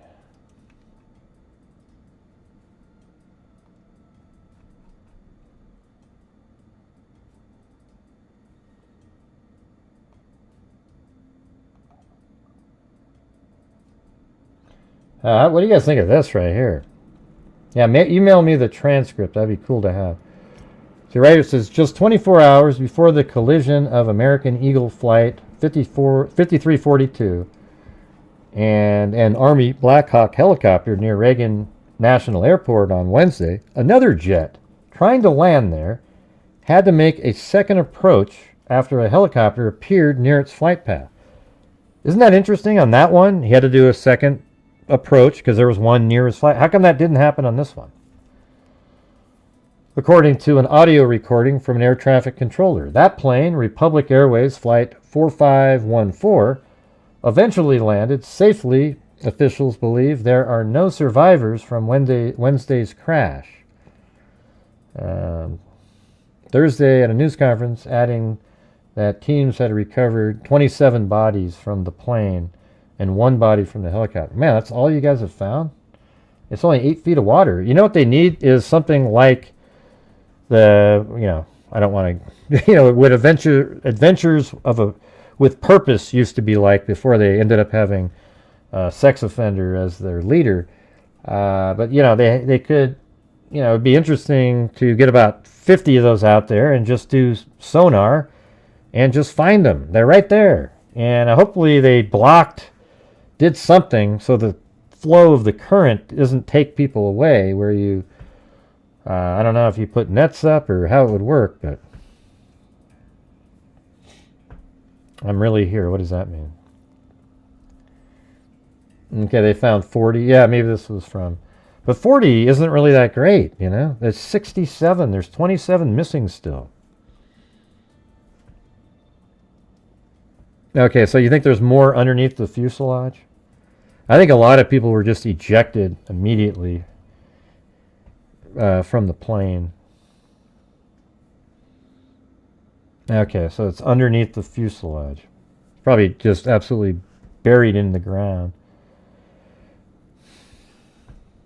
All right, you guys, we didn't even move at all. So if you're out there, if you could please help support the channel. We are currently only at 1/5 of a nightly goal. Okay, I'm just saying, we've been already on the air now for an hour and 17 minutes and haven't budged. No more new coffees, no anything. Now you ask, well, what are you talking about? I'm talking about on this channel, I try to raise funds every single night. It helps support the channel when there's no ad revenue whatsoever. Plus, we, at the end of each month, I donate thousands of dollars. Now this month might be less because it's been a poor month, but the last year we gave $49,000 away. The year before that, 50 something, and then 60 the year before that. So that would be great. I would appreciate your support. Thank you. Yeah, so I guess, so you're saying they're still in the fuselage itself. Okay, that makes sense. Yeah, I think the pilots are going to have to go through some sort of, I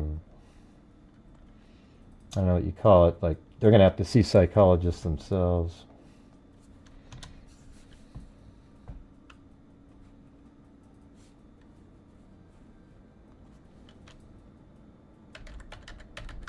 Anybody hear what I just said? Jesus, you guys. Anyways, officials believe there are no survivors. All right. So what's the next one?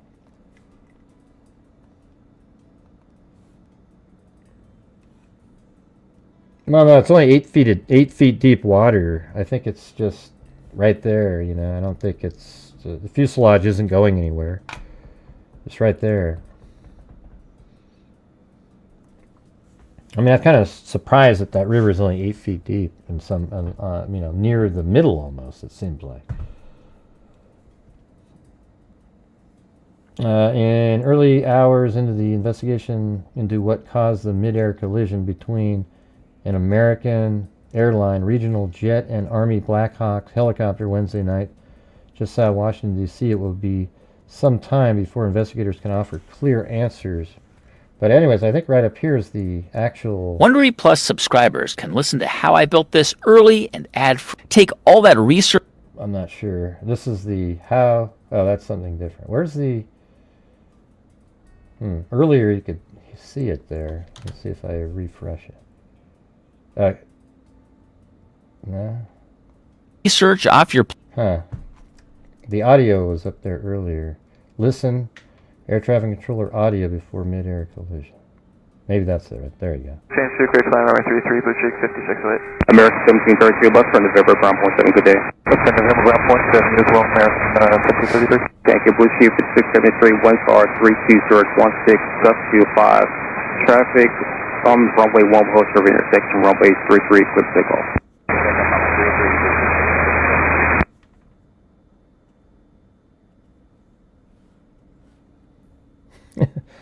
Hey, JC McLam, get the hell out of here. God. You know, I'm just doing shows.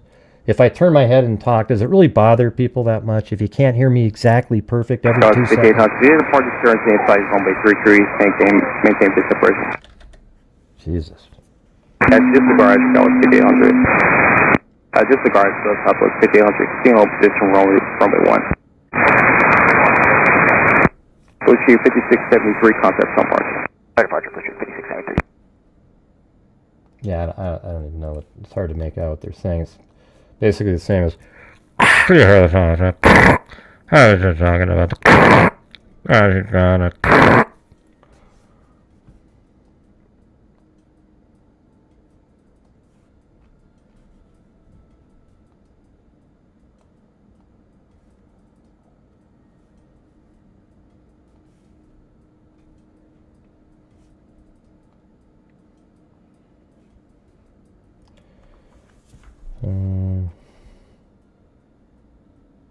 Okay, let's see. The two aircraft collided at Reagan National Airport in Arlington, Virginia at 9 p.m. No, it really wasn't at 9 p.m. It was 8:48. With 60 passengers and 4 crew members on board the passenger jet, while 3 soldiers were inside the helicopter. A massive recovery operation is underway on the Potomac River. In the air traffic controller audio, a controller can be heard directing American Airline Flight 5342 to take runway 33. The American Airline pilot confirms he can take runway 33 and is clear. Okay, so the American Airline pilot confirms he can take runway 33 and is clear to land the aircraft. A PSA Airlines Bombardier CRJ-700 regional jet, referred to as CRJ. The controller then instructs the helicopter, an Army UH-60 helicopter, the Black Hawk, referred to as Pat-25, to pass behind the jet. Oh, that's interesting. Pat-25, do you have the CRJ in sight? Pat-25, pass behind the CRJ, the controller says. There's no response is heard on the air traffic controller audio feed. Fox News has learned that the helicopter did respond, but on a different frequency, a frequency for helicopters. About 40 seconds later, ground traffic controller alerted the tower. Tower, did you see that? Yep, we saw it. Someone from the tower says then the controllers begin the process of frantically diverting the flights.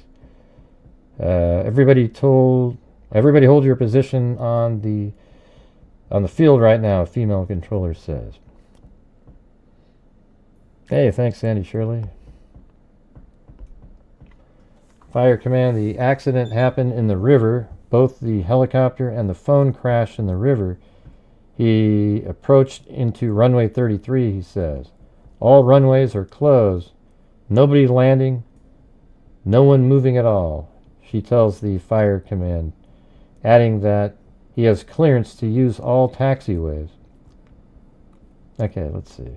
Fire Command, the accident happened in the river. Okay.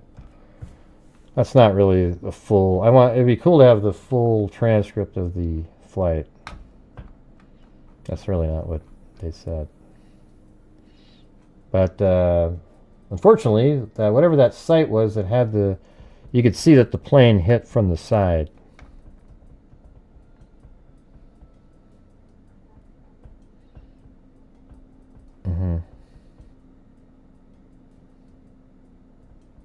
Yeah, I think it's one of the most stressful jobs there is being an air traffic controller. I think a lot of them take their own lives at some point. And like they're just, it's a pretty crazy job.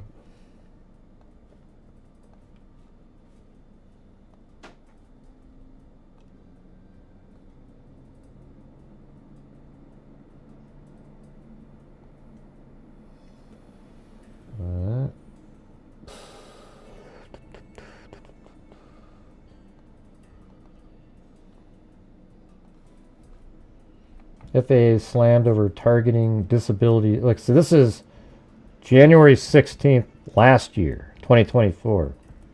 The Federal Aviation Administration targeted disabilities. Policy drew criticism from public figures Monday. The guideline announced in March of 2022 set an annual FAA hiring goal of 3% for severely impaired employees. The listed disabilities include psychiatric and intellectual impairments, complete and partial paralysis, blindness, deafness, missing extremities, epilepsy, and dwarfism. The FAA states the targeted disabilities category is the only protected group for which the federal agencies can have a hiring goal, since severely disabled workers face the most challenges with the obtaining employment. So Elon Musk expressed shock over the guidelines Monday, raising the question of whether who would want to fly for an airline seemingly prioritizing diversity, equity, and inclusion. So he said that a year ago, And that's pretty crazy, right? I guess it's if you're hiring them for if you're saying that they have a disability like that, if it's non-crucial, like an office job or something like that, it doesn't really bother me that much. But if you're having them on the front lines, that'd be a problem.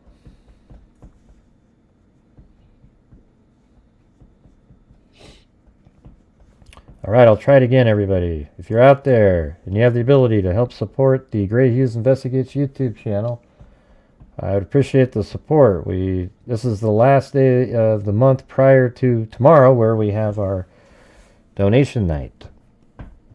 So we got the Buy Me a Coffees. Maybe it's my gray shirt. I'm just look too blasé, Is that it, you guys?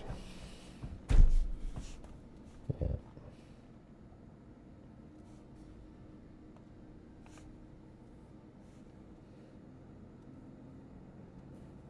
I don't know what that means, Sash. Nobody knows what that means. Rolling into work like a whole snack.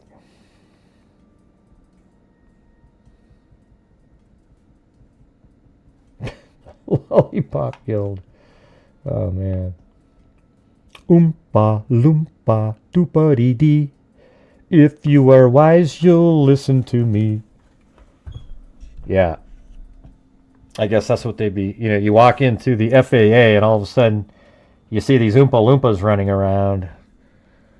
You know, and you're just wondering what the hell's going on.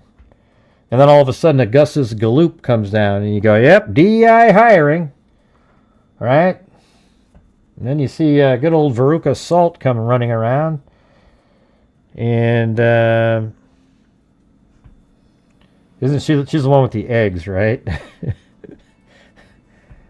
Veruca, what was the other one? Veruca Salt, Mike TV, Augustus Galloop, Charlie, and then Violet Beauregard. There we go. You're turning violet, Violet!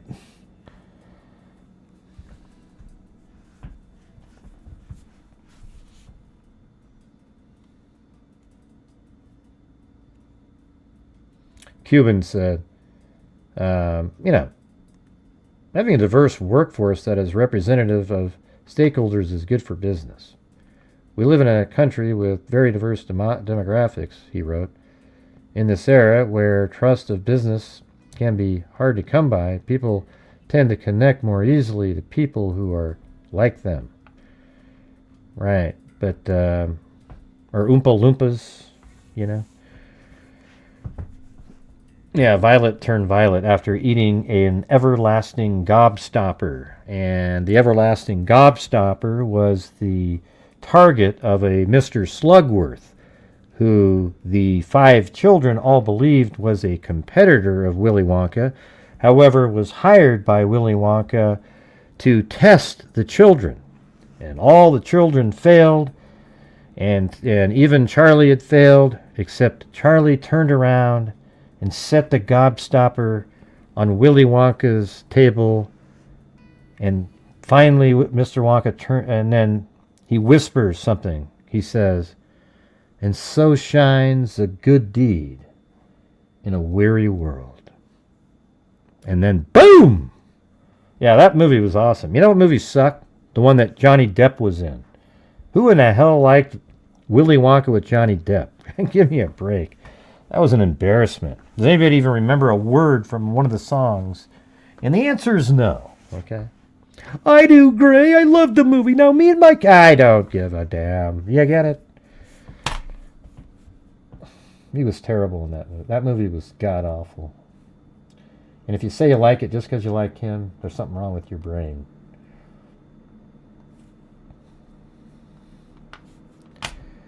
Okay. A report by the FAA says staffing in the air traffic control tower was not normal at the time of the mid-air collision near Washington.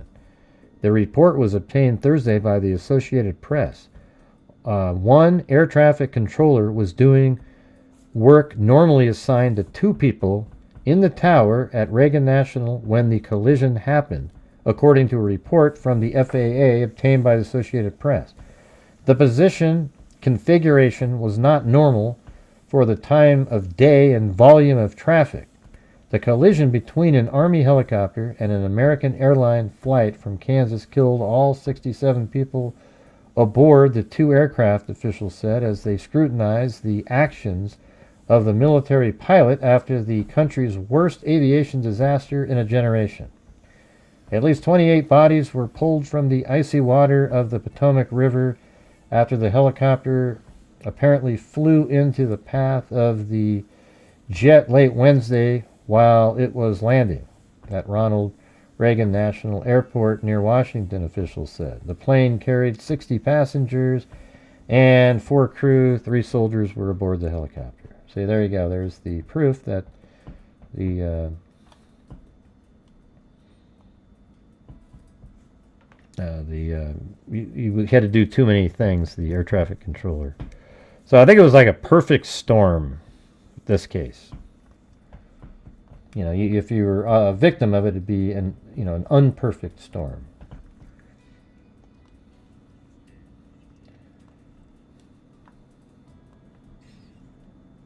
I hate you know what? The perfect storm was you watch it once and never again.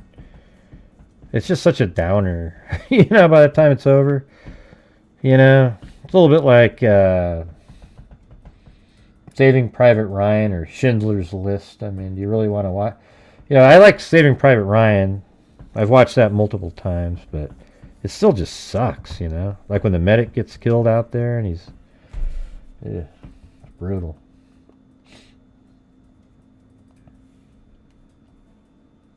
Okay, see, he's doing the job of two people. It's in that one also. But, all right, you guys. I think I'm going to call it a night. I appreciate you guys being here. Hopefully a little better turnout tomorrow. I don't know what else you guys want me to do. It's just dead as a doornail, and I've been here, and it's the same old. I don't know. I just don't have... I was thinking of doing call-in, but man, if it's like this, no way, man.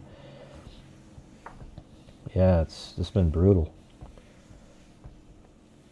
Thanks, it was me. What do you mean it was you? What? What'd you do? I don't think that's real. I don't think there's really 1,000 people watching. I think that is a figment, a YouTube... some sort of anomaly going on there. I don't think it's real. Because if I said right now, hey everybody that's watching right now, can you hit the like button please? We're doing an experiment. If that doesn't move up to like 400, then there's no way in hell there's 1,000 people.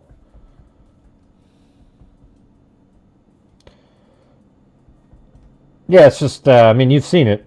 KK tonight, it's like dead as a doornail. I don't know what made it different tonight, or what I did wrong, or what's going on, or it's weird, strange, yeah.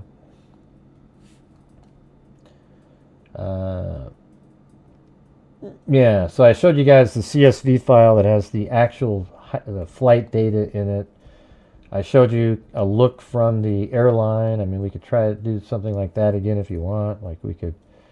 If you just got here, what we were doing earlier is this. So this is the entire flight. Like you could sit here for a long time. Yeah, we got 10 subs. If you have 1,000 people and you say everybody hit the like button, you normally get like 100 and something. We're only getting 10, so I think these are like bots. Somebody, probably a troll, went out and bought some bots. That's how stupid they are. All right. So this is literally, if you missed it earlier, this is right below, see the green line on the top? That's the flight of the aircraft.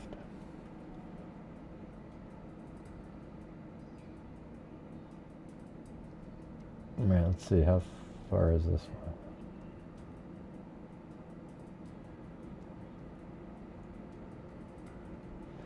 Yeah, good, there we go. So that's getting near the end here. So that green line, it's not mimicking the height, but it's mimicking the flight path. Maybe they don't have nose or toes, whatever blows. All right. It's not inching up as much as it should. If you got 1,000 people watching and you go, hey, everybody, hit the like button, normally 100 people immediately, oh, yeah, let me hit that. Okay, so the thing is, if it's, I've been doing this a long time. I know how it works.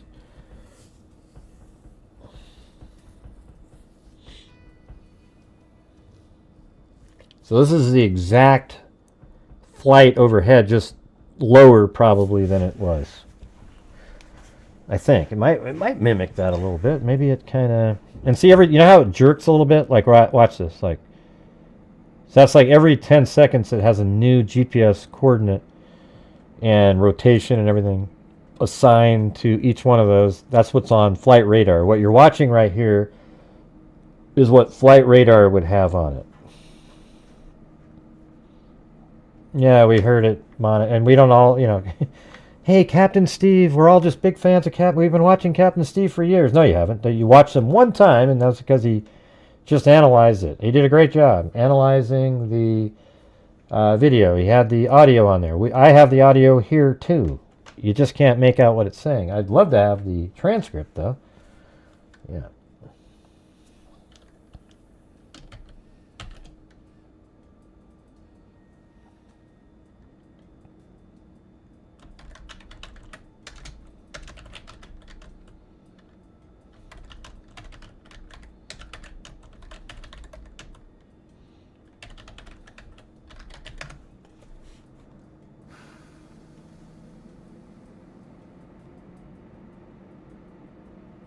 Yeah, so at this point, they've already been said, hey, can you take runway 33? And that's why it's veering off to the right here. And look at this line. See that blue line? Look how it goes down, because now it's making its final approach. It's just about to land. I mean, you'll see this. It's crazy. When it makes this turn, watch how perfectly it's lined up with the runway 33. And then at this moment, the helicopter is over there. Because remember, it's flying right next to that little island. That means it's coming straight at him now, but he wouldn't see it when he makes this turn. And he's probably just assuming it's all taken care of, right? So here we go. Going around this turn here. Look at the runway 33 right there. Watch. I think the next one is the last one. See, look how perfect this plane was lining up with that runway there. And then right here, and, I don't know why it's over here to the right a little bit, because I think there's some errors. This thing shoots all the way across, but what is correct is if you look at this right here, I remove 4 lines here. It goes 450, 400. This isn't right here, the 900, and then 25, 18, 12, 0. And it's at 0 at 8:48 a.m. Right there. It's actually, 8:48 right there. So, again, if you take those coordinates right there, these are GPS coordinates, decimal. It's not the foot, minutes, seconds version.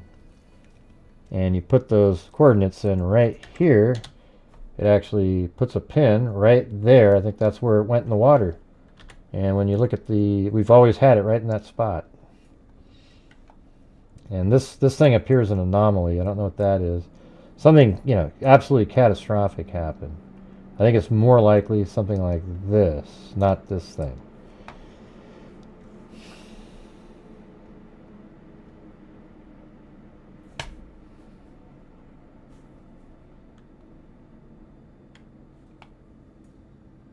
Yeah, hey, Lynn, I already went over that other story, Lynn, just a few minutes ago. Must have missed it.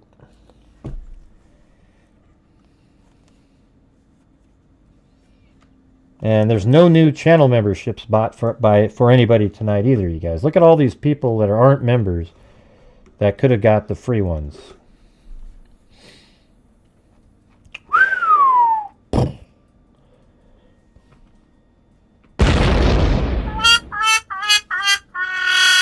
Stupid.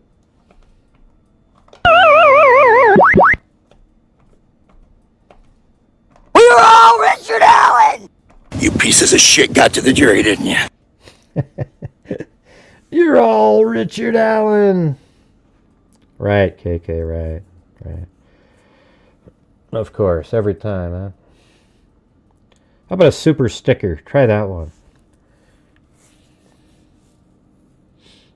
Let's see. According to Captain Steve, the helicopter took over. Yeah, we already went over all that, Monica. Yeah, you can keep repeating it over and over again, but we went over it already. Right. He said it twice. The helicopter, the air traffic controller said, hey, do you see that plane over there? And he goes, yeah, we see it. Maintain visual on it, and we'll just stay away from it. Okay, great. And then as the air traffic controller saw them getting closer and closer to each other, He's probably like, hey, you see that plane still? And he goes, yep, we'll maintain distance, we'll stay away from it. And then because he was looking at the wrong plane. And to be honest with you, the way this plane came flying in, it came in from the side of the helicopter. The helicopter was looking, I mean, I can show you exactly what well, let's just do this. Here, watch this. We don't get to see the helicopter, but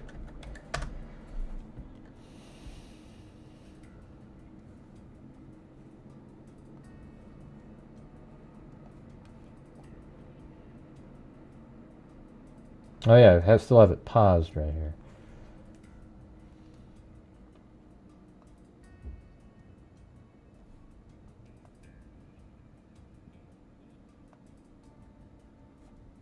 And so this is 2 times the speed. That's the plane. Now the helicopter was looking at 3130. That's what Steve was talking about. The pilot. All right. And so 5342, I thought maybe he was looking at this other plane landing over here. So we had a similar theory, but I think this one makes a lot of sense. So here comes this plane. And then I guess what we could do is sort of look, I think it makes total sense. So this plane, I believe, it lands on runway 1. Okay? So notice how it's staying out in the middle here. See, it worked, KK. I told you. And follow KK's lead, everybody. We got to get moving here. This is, it's crazy. And here comes the plane. So look at how the plane, it went over here so it could get on to runway 33. Now this flight radar thing's on the screen here is a little wanky. You know, it's not really wonky. It's not really, it doesn't do this one move it does here in a second. I guess that is kind of the right place. And so it's lining up pretty nicely for that runway. But the helicopter, right almost at this exact second here, is right there, and it's looking, and it didn't see this because it's over here. Let's just rewind this slightly. It's hard to do slightly anything on this. Okay, right there.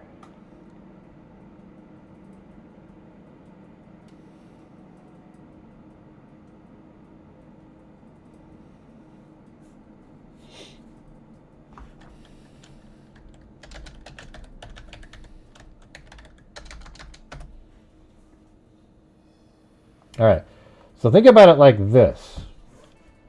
The helicopter is right here. Remember how it was flying over it went like this and then across and then it goes over here?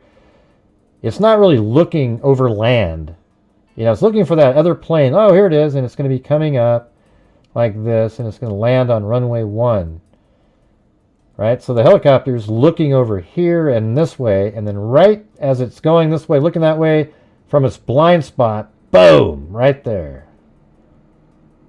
And that's actually when it went into the water. It has this weird little jog on this flight radar. It never did any of this. See that? This thing right here, that never happened. And that's also what I downloaded. I removed it from the CSV file because it's not related. I'm not sure why the transponder did that. It might have just been what happened to it.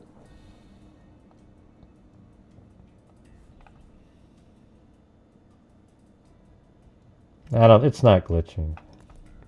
You have to sign in. Thanks, Ozzy Trisha.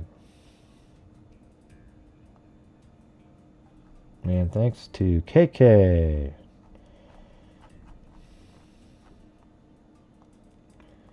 Ozzy Trisha with the, what is that? Kind of dog is that? Is it one of those, like, starts with a P or something? Papillon or something? Or a long-haired Chihuahua with a...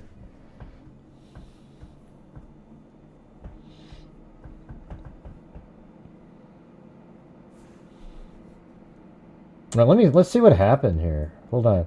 I didn't even think about it. Like, what happened to the other plane? Okay, so here comes 5342. And let's follow this guy here. Did they let that one land? Oh, no. Wow, look at that shit. They diverted that sucker. Look at, see, there's the plane in the water, and they diverted that guy immediately. That's wild, isn't it? I didn't even notice that. Did you guys see that? Look at, that's the one that was coming. Wow. And that must have freaked people out in the plane. I wonder if people saw that.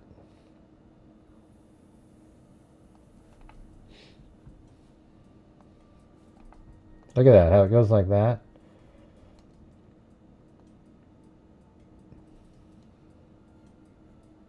And they got on that immediately. Watch this. 47. This is like 33, 44, 5, 147, 147 and 40. And look at this plane. So this plane's this pilot probably saw that happen, actually, and diverted themselves. Okay, because right now the plane crashes. Boom. And then that was at 148. And when does this plane make its first turn? Boom, look at that. Already. Made a little bit of a turn there. Let's see, does it do it again? Yeah, right there. That's 20 seconds after that plane crash. That plane diverted itself. That's pretty crazy, right? That's what I said, a papillon, Moofy. So I said a P. I said papillon. I called it myself.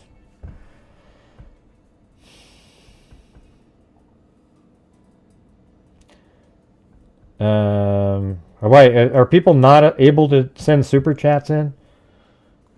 Well, hey, you can always do the buy me a coffee where I get to keep more of it. They only do about 10%, where YouTube takes 30, which is crazy, right? You send in $100, they get to keep 30. But who's saying that super chats aren't working?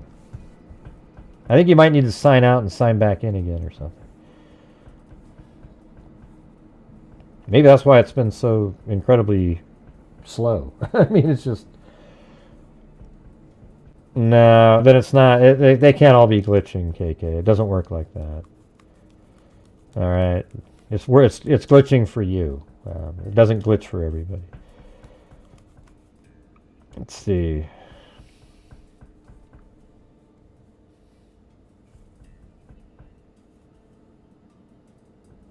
Yeah, I don't need to see a screenshot. Yeah, I don't need to see it.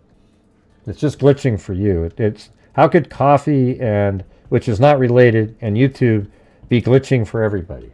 What, there's a conspiracy against me on the entire internet?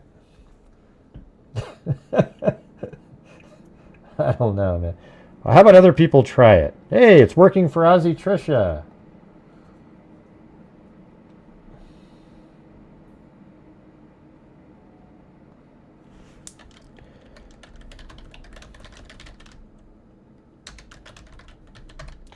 See, KK thinks I'm calling her a liar.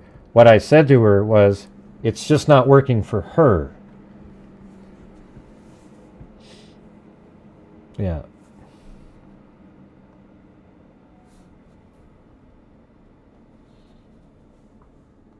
KK is one of the, just really a drama queen, like 90% of the time. That's why she has to always follow up with something negative, even though that's not what anybody said.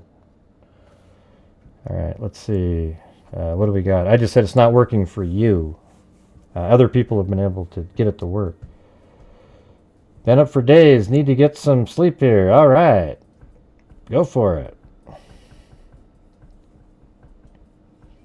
They had to go around. Yeah, look, it worked for It Was Me. So I think it's just some people stuff isn't working for. I don't know who it is or anything. Or why. You know, I can't fix it, so I'm not really sure what to do.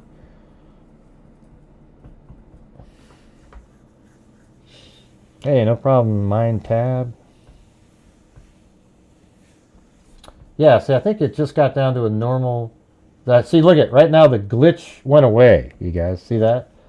The 411s was the normal number. That's pretty amazing.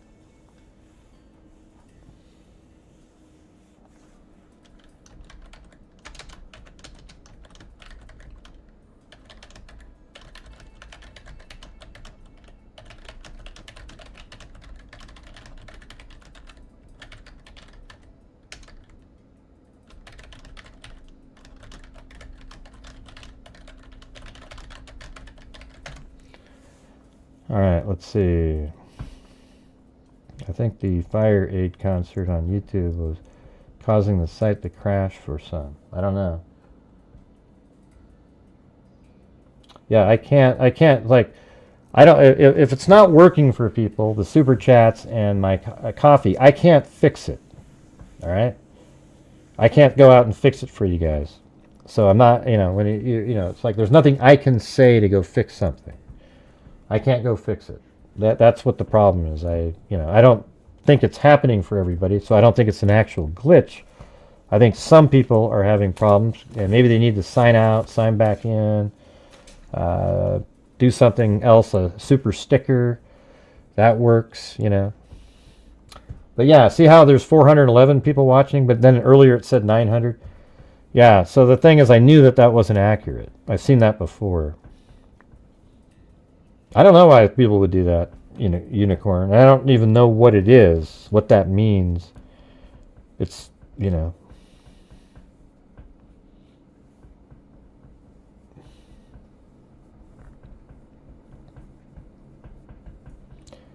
Lady's prediction. Ah, jeez. I just... These people who predict stuff, they go to 19 different, 200 sites.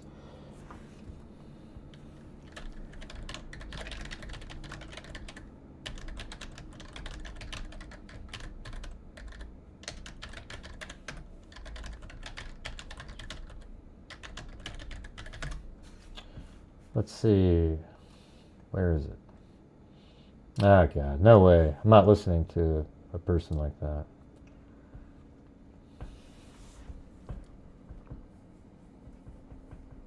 No. It wasn't a private jet, so missed out on that one.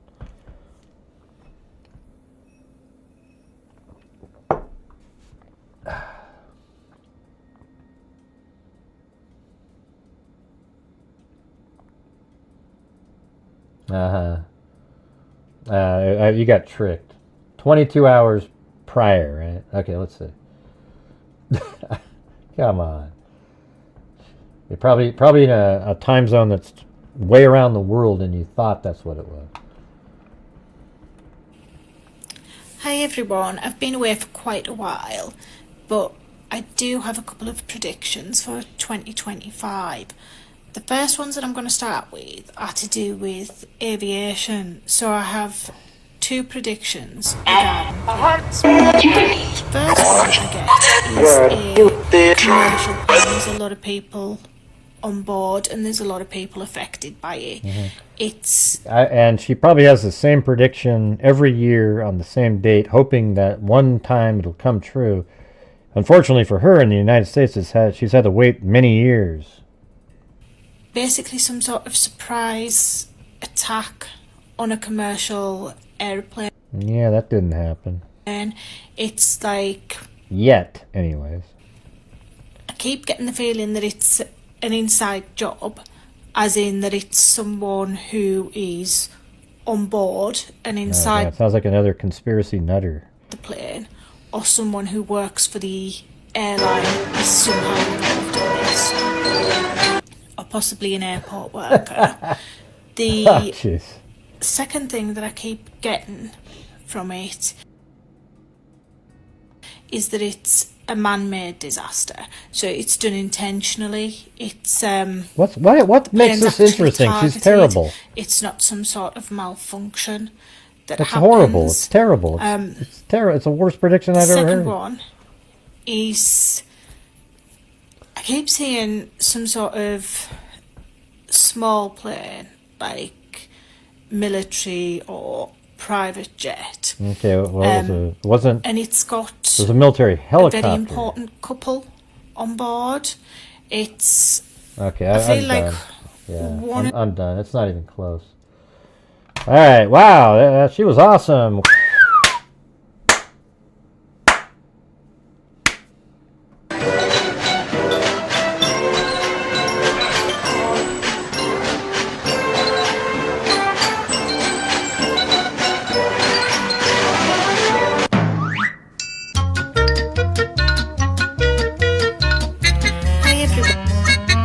If you like, and so there's some sort of news of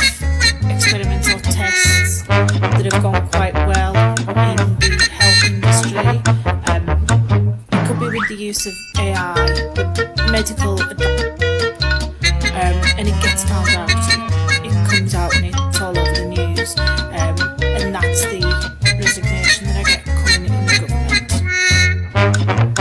I also get that there's going to be news regarding the, I'm going to call it a downgrade. There it is right there. Downgrade. And whether that's they'll go to. Man, that was terrible. Come on, Zozo. You gotta be kidding me. That was so off. It's some small plane, military plane. There's 2 people on board that are really, it was off on everything. Do you know how many psychics at the beginning of the year say stuff like, I think there's going to be a plane crash. I think there's going to be a train wreck. I think there's going to be a this, and I think there's going to be that, and there's going to be this and that, and they put them all over the place. You're crazy, Nikki. You're crazy, right? So anyways, they put them all over the place, and they write down where they wrote it. And then if there's something that's similar, they go quickly over, look, everybody. Yeah, you made every prediction under the sun. You know?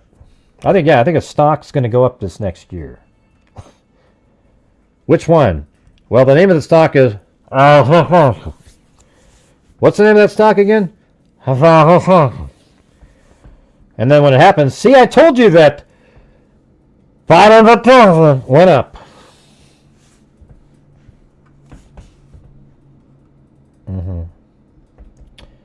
Predict sarcastic comments in the near future. Wow, you nailed it. Wow, that's awesome.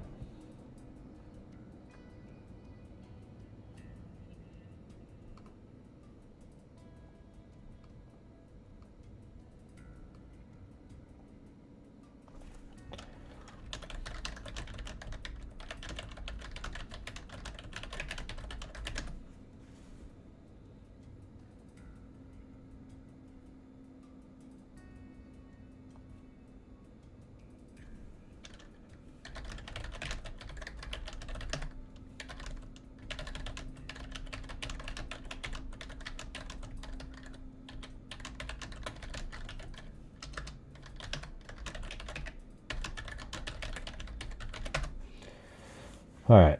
If you're making enough predictions. All right. So put a 1 in the chat tonight if you've tried to help support the channel, but you weren't able to because the super chats weren't working. All right.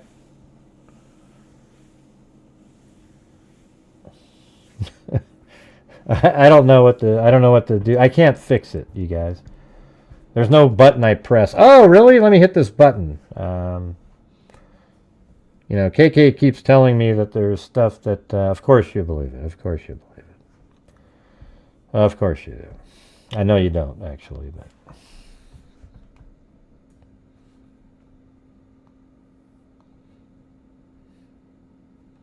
Yeah, so you're one person. Yeah, I'd like to, all right, did you try using the buy me a coffee technique? Because we still haven't had any since the beginning of the show, and normally there's a bunch of them that come in. I'm just asking. Okay, did you try the buy me a coffee, Blake? Or the super sticker? There's a super sticker. Super chat sometimes don't work for people, but super sticker does. Now it's just you have a coffee glitch. I mean, how could everybody be having glitches on 2 completely separate things? It doesn't make any sense to me. All right, let's see. Black box flight data recorder recovered in DC plane crash. All right, I think that was recovered already, like yesterday.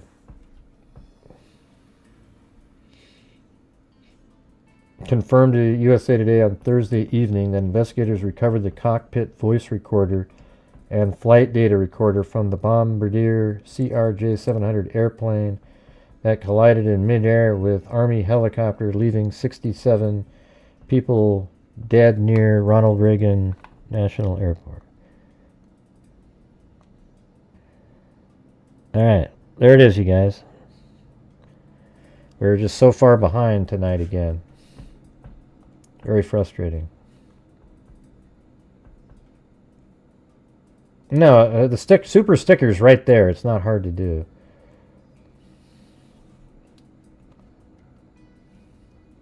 Yeah, thanks, Blake.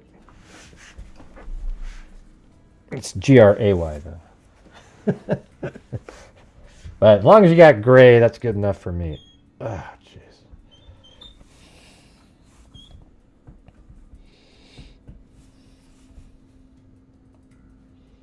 I mean, we're at only a third of a goal, you guys, with almost 369 people watching.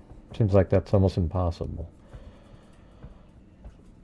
They did not have it yet. They said at the time of the afternoon presser. I thought they said they already. Maybe is there a different black box then? Maybe they got the one from the helicopter. No, they don't have that though. They don't have the black box. I bet you there's nothing on it. I bet there's no audio of any kind that says anything like, "Oh my God, who?" It's just like boom, and it's just instantaneous. I mean, how crazy? How many times have you guys been on a flight where you're on approach? You're starting to finally feel safe because you're just right there. You're 200-300 feet off the ground. You're coming into the runway, and then just imagine that something absolutely.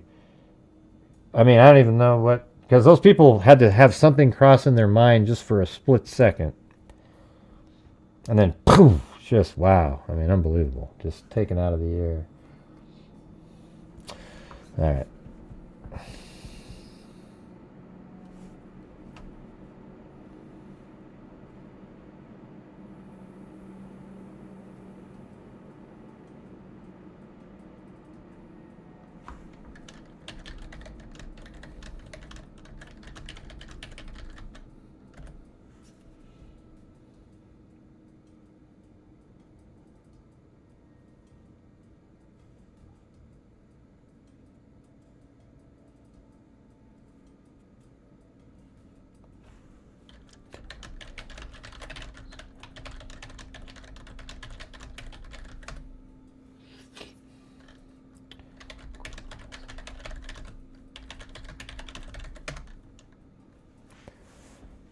Hey, look at that. Paulette Leonard worked on an Android. Maybe it's iPhones are having a problem.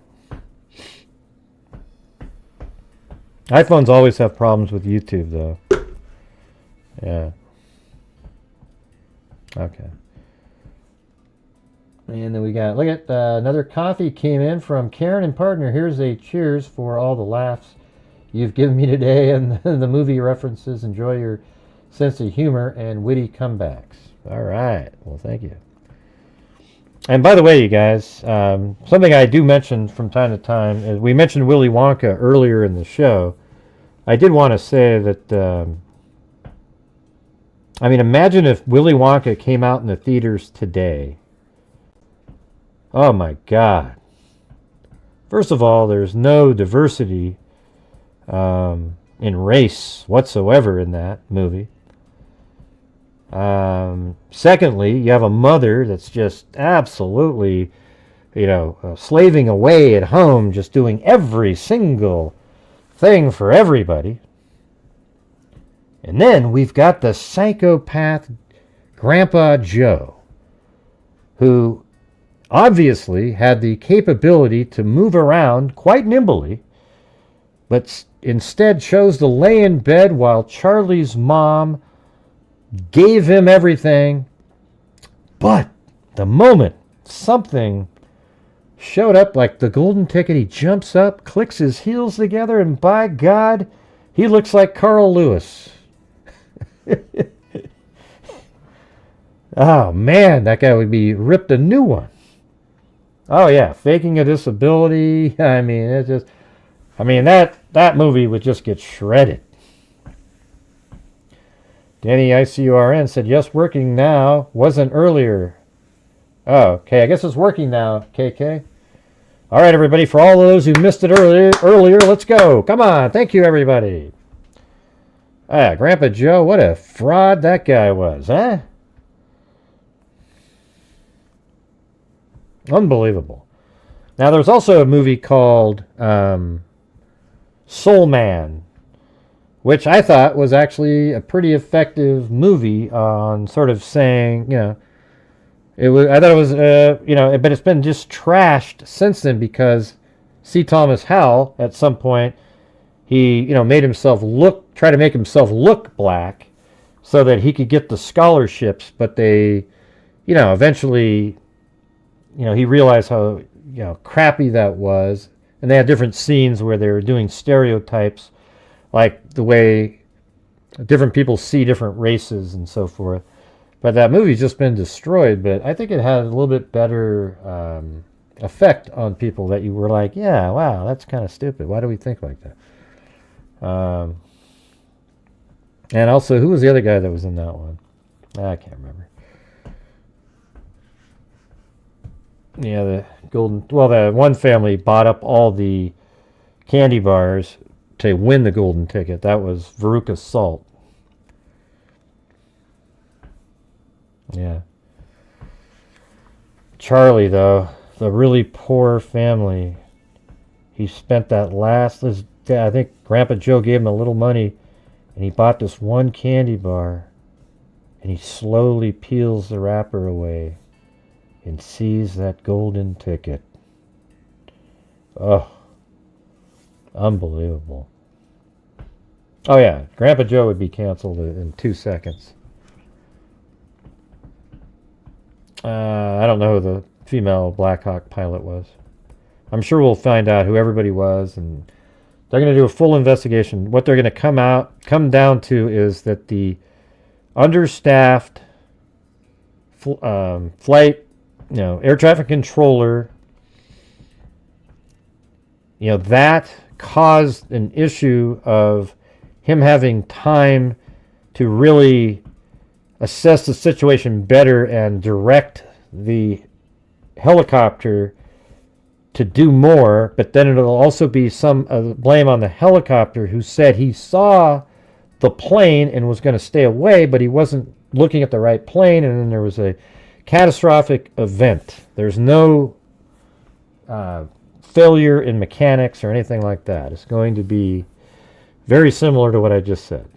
Are you an expert, Gray? How do you know? Well, I just use common sense. I bet you when it all's said and done, it's going to be exactly that. How do you know, Shantilla? And, so even if it is a DEI hiring, the answer is going to be this. And it's some person that was unqualified, let's say, that shouldn't have been flying. The answer is going to still be the same.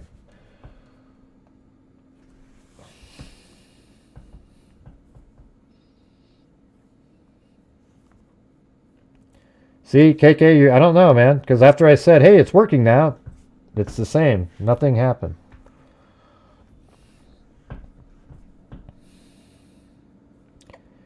Why did the helo climb and turn to the right? It didn't. Yeah. It just turned and went right into the helicopter. I mean, it might have climbed a little bit. I mean, we don't actually have the flight radar data on every single second of it. If you have that, let me know. I can take a look and plot it in somehow. I'd like to have it, but flight radar for some reason didn't have that, the helicopter portion. Yeah, he spoke today. Hegseth did.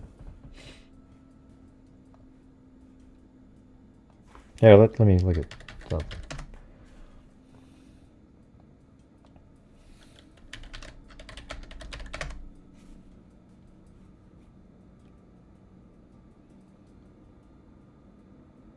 Okay, here, let's do that. Let's play that one.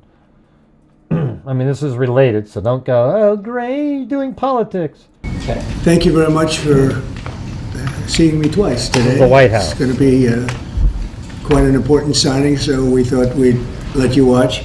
If we could, I'd ask Will to explain the first, but really more importantly, explain the second, and we'll start signing. Go ahead, please. Yes, sir. Just 2 items for your signature today. The first is the formal commission appointing Chris Rochelot to be the Deputy Administrator of the Federal Aviation Administration. Right. And since the commissioner position since the administrator position is currently vacant, he will act as the administrator since he's now been appointed deputy.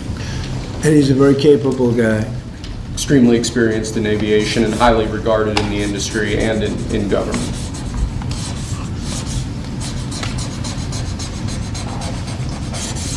Okay. Thank you, sir. Thank you. Second, What is that, signature, we have a presidential denomination? memorandum titled Immediate Assessment of Aviation Safety. In light of the damage done to aviation safety by the Biden administration's DEI and woke policies, what this presidential memorandum orders is for your Secretary of Transportation and FAA Administrator, in this case acting FAA Administrator, to basically ensure that we are actively undoing all of that damage, that we are assessing how much damage was done, and that we're ensuring that people hired within the FAA, in keeping with your memorandum of January 21st, are only the most outstanding, capable people for the jobs that they're being hired into. In other words, competence. Yes, sir. Elevating competence over everything else instead of the DEI policies that were pursued by the Biden administration. I think everyone understands that. And Obama. Yes. Both of them. Okay, but Biden much worse. Not even a contest. What they've done is just crazy in so many other ways. Okay? Mr. President, to be clear, are you saying race or gender played a role in this tragedy? It may have. I don't know. Incompetence might have played a role. We'll let you know that. But we want the most competent people. We don't care what race they are. We want Hey, that's exactly what I said earlier. the most competent people, especially in those positions. And You know, it's weird, like in the NBA, for example, right? The National Basketball Association.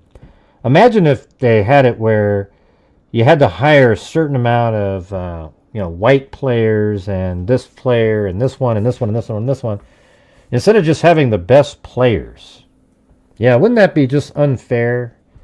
You know, like in the NBA, it's all about merit. Who is the best player? Those are the players that make the teams. Those are the ones that get paid a lot of money. And that's the way it should be across the board everywhere, everybody. It should always be like that.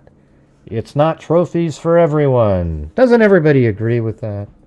Imagine if the NBA was then required, we got to make this fair. We need to have 10 white people and 3 black players per team because that's what the society breakdown is. And that's the way we got to do this. That would be ridiculous, right? It should be the best players play. And they're on the team. That's it. There's no other answer. you're talking about extremely complex things.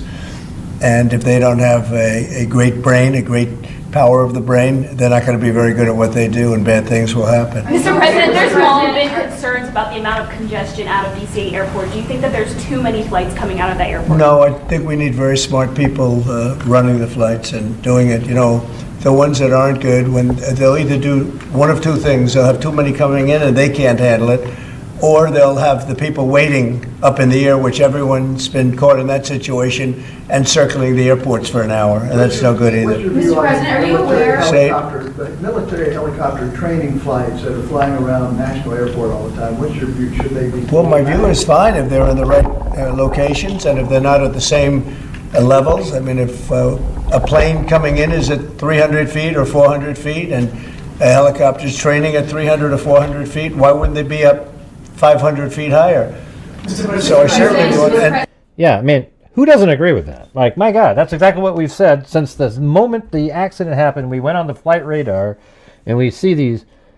The helicopter should be nowhere near a plane that's about to approach and land. That helicopter should have been, you know, at minimum thousands of yards away somewhere. I just don't know what in the hell's going on here. I mean, it's not a conspiracy. It just shows you that, you know, that maybe that understaffing is a huge issue because there's people that's all they do. Oh, look at that. Oh, there's aircraft. But they're over there having to land that plane, have that one take off, that one. Oh, and then, by the way, there's a plane over there. Okay, that one's close. Hey, do you got to control that one? Go ahead. And he's over here doing something else. And that, to a certain extent, is the air traffic controller. Wait, please, wait just a second. You feel like what happened last night was preventable? I do, yeah. Oh, absolutely. And obviously, that was something that should not have happened. and we're not going to let it happen again. Yes. What kind of a stupid question is that, by the way? So, President, do you think last night's crash was was preventable? Do you think it was? Do you think it was preventable? Of course it is. I mean, what do you mean? It's not even a question if it was preventable or not. So why even ask that? It's ludicrous. It's like just such a... Please. Mr. President, on a slightly different subject. No, it was absolutely going to happen no matter what. That helicopter was going to be flying right there. There was absolutely no chance. So if it here's the thing, if it's not preventable, that means it's done intentionally, right? Because it wasn't like it was an accident. There was no damage done somewhere. And on your Canada and Mexico tariffs, will oil be included or excluded from those tariffs? So we'll be announcing the tariffs on Canada and Mexico for a number of reasons.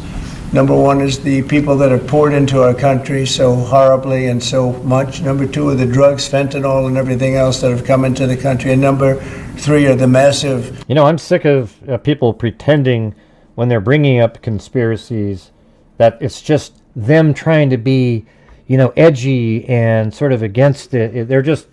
that's because it is being conspiratorial. That's why we say that. Okay? When you start saying, what's the real reason that helicopter hit the plane? That's because you're being conspiratorial. You're like, ooh, what is it? I mean, it veered right at it and it shot over that. Okay, that's what that's being. You know, so I'm sick of people who pretend that they're not being conspiratorial when they are. Right. Subsidies that we're giving to Canada and to Mexico in the form of deficits. And I'll be putting the tariff of 25% on Canada and separately 25% on Mexico. And we will really have to do that because we have very big deficits with those. And by the way, look at this right here, you guys. Does this look normal to you? Look at, we're only at 93.40, by the way. I mean, that's how low we are. I'm showing you on the screen. But look at this right here. This was that viewership. Like, this is normal and that's normal. But look at this crazy little spike. Ding, ding, ding, ding, ding, ding. And then up, done. You don't think that's weird? That doesn't look natural. That looks like somebody did something. Right? Look at that. Is that crazy? Yeah, that's an oddity there. I'm going to have to send that in. Let me take a screenshot of that. I'm going to send that in. Let them know.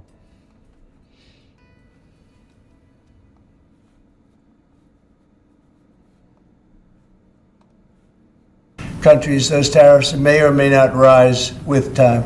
And will oil be part of that? Because we get oil from Canada. Oil is going to have nothing to do with it as far as I'm concerned. Oil has nothing to do with it.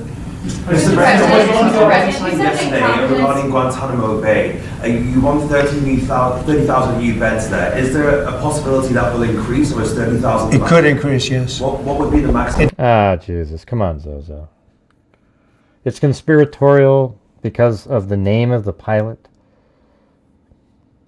What's the name of the pilot, Zozo? You're talking to KK. Hey, I've seen a few names being thrown around about the female pilot, which actually may make it conspiratorial. Well, what is it?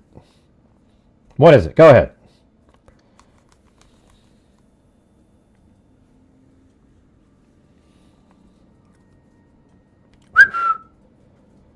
Here we go. The conspiracy nutters are in town. What is it?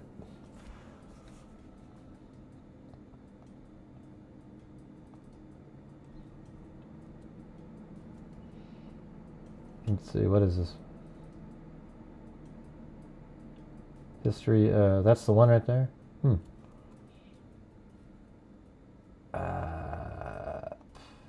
Okay, I mean, I don't know if that's the right... Somebody just sent me the helicopter. I don't know if that's the one. I don't know. Maybe I need to upgrade or something to a higher level. I don't know.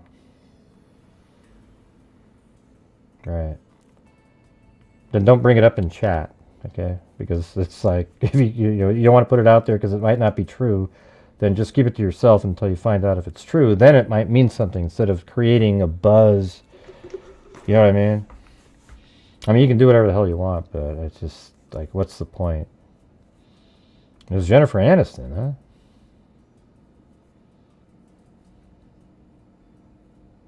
Okay, well, I mean, are they typing about it here in chat here? Okay, put it in Facebook and let me see what it is. It depends, but countries that won't take back their criminals that they sent into us, you know, they sent them to us. They put them into the caravans and they came in. As sure as you're standing there, they were sent by those countries. Then they're going to be met very harshly with sanctions, etc. Guess what? When are you hoping to have Guantanamo Bay, this new facility, up and running? It'll be up pretty quickly. How much do you think it's going to cost? Not very much. A lot of the structure is already there, as you know. Mr. President, you said that incompetence may have played a role. Are you aware of any performance issues or disciplinary actions that were taken against anyone who was working the tower last night or flying the plane? No, and I hope that's not the case in this case, but certainly over the years it's been the case. And it's the case with respect to close calls, and it's the case with respect to circling for hours on end. You know, planes circle a lot, and they circle because the people bringing them down, these people that have to be very, very smart, and it's not based on anything other than the brain. We need the smartest people. We need both psychologically smart and just brilliant, period. And we are going to have them in our control towers. We are going to have the most competent people in the country in our control towers, not people that are there for any other reason. Mr. President, on that, you said that you envision sending the 80-something thousand IRS agents hired under Biden to the border. What role do you see them playing? Well, we'll see. I mean, I may do that, or I may use different people, but we're going to send more. We're going to give the Border Patrol some help. Although now, if you look, they've taken in the lowest number since my administration. The numbers are very low. And at that level, we don't need so much help. People know not to come, because if they come, they're not going to make it in. And I am interested. I don't know what you're talking about. Oh, the name. Okay, I see. Going to be shipped. I thought you were tagging somebody named Joe Ellis. Egypt's president and the King of Jordan have both said that they won't take in displaced people from Gaza like you suggested. Is there anything you can do to make them do that? I mean, tariffs against those countries, for example? They will do it. They will do it. What makes you say that? They're going to do it. Okay? We do a lot for them, and they're going to do it.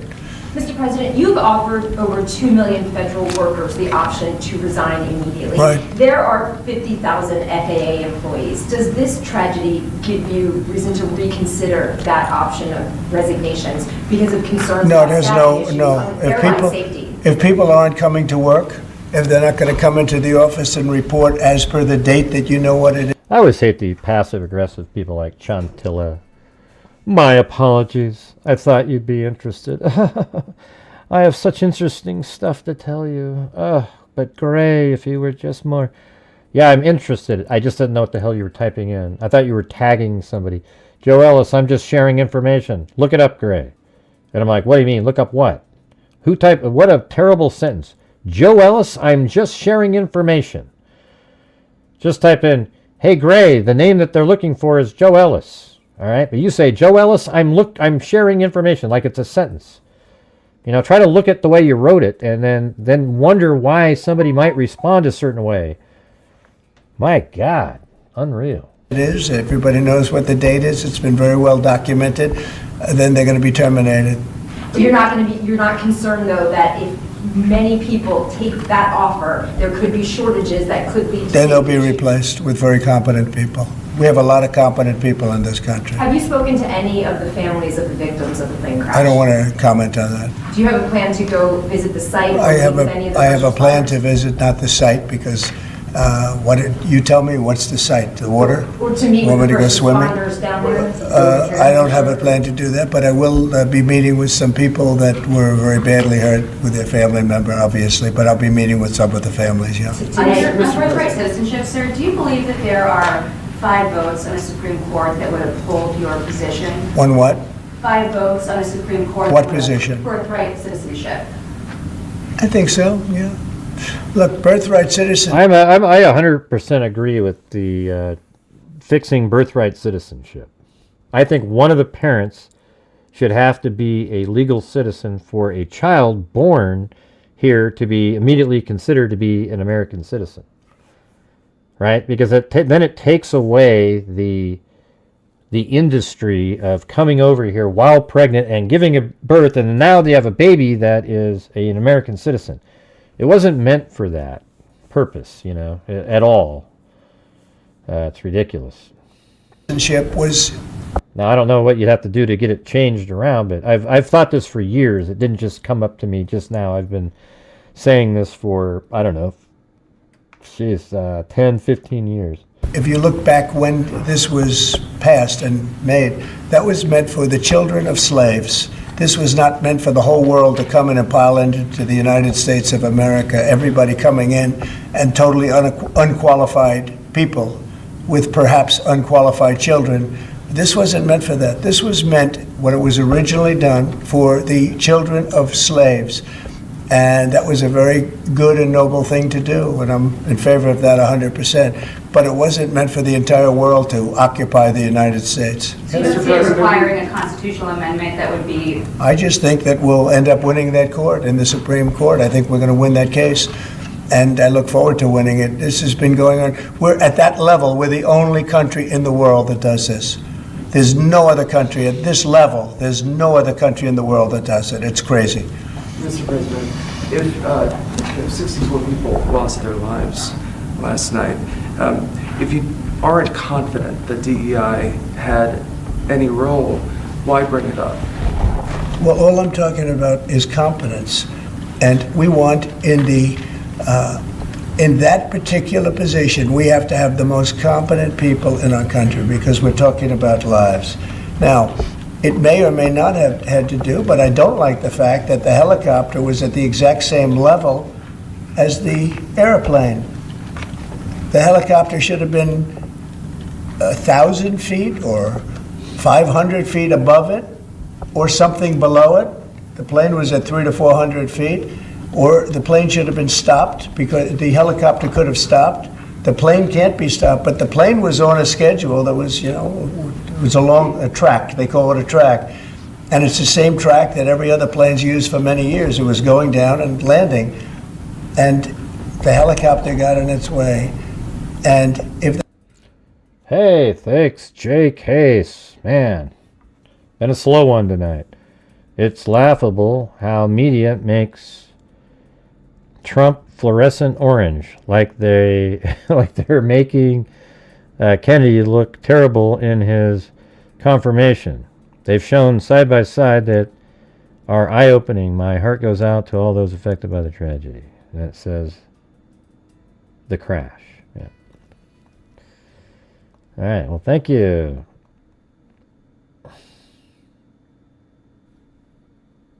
The helicopter was higher or lower or stopped or turning left or turning right at a quick... Give you a few minutes for what?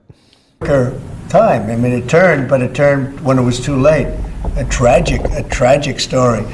So, I don't know, do you blame it on the air traffic controller too, in addition to the pilots? Maybe the pilot's fault. They should have seen it. I would have thought they should have seen it because it was a plane that was low. Right, but he doesn't, I don't think he has the minutia of the angles they were coming in.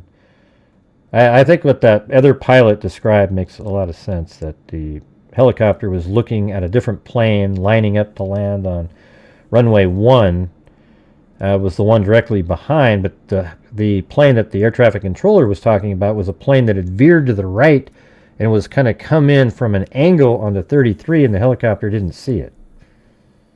Loaded up with lights, and everybody, you can see it from Kennedy Center, you can see it very easily. So all I want is the most competent people in our country to be air traffic controllers. It's a very important position, and other positions too, by the way. We're not only talking about that, we're talking, but air traffic controllers, maybe in particular. They have to be brilliant with computers, brilliant with graphics. They have to be psychologically really, really smart. And, there are a lot of people that wouldn't be able to do that. When you talk about tariffs on Canada and Mexico, 25%, that's coming on Saturday? That's coming on the 1st, okay. Saturday. But no oil tariffs? No, I don't. Well, I didn't say that. You said that. No. Well, I don't want to misinterpret. No, we may or may not. We're going to make that determination probably tonight on oil. Yeah, because they send us oil, we'll see. It depends on what the price is. If the oil is properly priced, if they treat us properly, which they don't. Look, Mexico and Canada have never been good to us on trade. They've treated us very unfairly on trade. And we will be able to make that up very quickly because we don't need the products that they have. We have all the oil you need. We have all the trees you need, meaning the lumber. We have more than almost anybody in those two categories. In oil, we have more than anybody, and we don't need anybody's trees. We have to free up some of the tree areas that we have. We have great lumber in this country. We have to free them up environmentally, which I can do very quickly. But we don't need what they have. And for us to be subsidizing Canada to... Hey, Karen Messenger, that was the first membership donated tonight. And Ben didn't? Does that mean you did something? Like you did it in the past? Ben did it? Like in the Beastie Boys where it says Ben had a little horsey, like they had a horse before, but Ben and then... To the tune of $175 billion a year, and subsidizing Mexico to the tune of $250 billion, $300 billion a year. And Mexico is a method of China sending in its product. And with China, I'm also thinking about something because they're sending fentanyl into our country. And because of that, they're causing us hundreds of thousands of deaths. So China is going to end up paying a tariff also for that. And we're in the process of doing that. Mr. President. We'll make that determination what it's going to be. But China has to stop sending fentanyl into our country and killing our people. Mr. President, Israeli media has reported that conversations between Netanyahu's government and the White House have signaled that the U.S. may be about to pull its troops out of Syria. Have you made a decision to pull I don't know who said that. I don't know who said that, but we'll make a determination on that. We're not involved in Syria. Syria is its own mess. They got enough messes over there. They don't need us involved in everyone. Mr. President, was there a shortage of staff at the control tower at DCA last night you're aware of? Well, that's part of competence right there. They shouldn't have that happen. Right there is what I'm talking about. Competence would be you're not going to have a shortage. But if you had the right people, you wouldn't need as many people either. Do you know if there was a shortage last night or not? I don't know. No, I don't know. You're telling me something. Mr. President, you said earlier today that you had not spoken to Putin about this. When was the last time you spoke with him? And has President Xi responded to you or asked to help put pressure to end? Yeah, I won't comment on either of them, but we're doing very well with regard to both. There are some reports that Xi might ask of you in order to give that help, pressure to disavow potential Taiwan independence. Is that something that you No, we never discussed it. You had said earlier that we would get more details about the victims on the plane. Can you give more on that now? Yeah, I have a lot of details, but it's something that'll be released to you also at the appropriate time. No, I have the full details. There were a lot of young people. Young people, great athletes, great skaters. Very sad situation from numerous countries. Okay. Thank you very much, everybody. Thank you. Isn't that great to actually be able to listen to somebody know what the hell they're talking about? It's weird. I know it's weird. It's a strange feeling. Instead of going,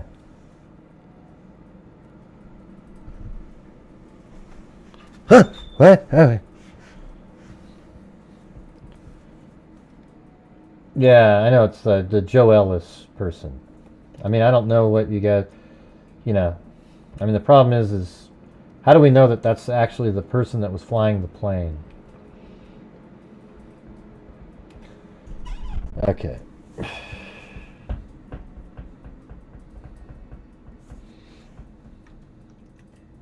This is January of 2025. This is like this is just written, like literally.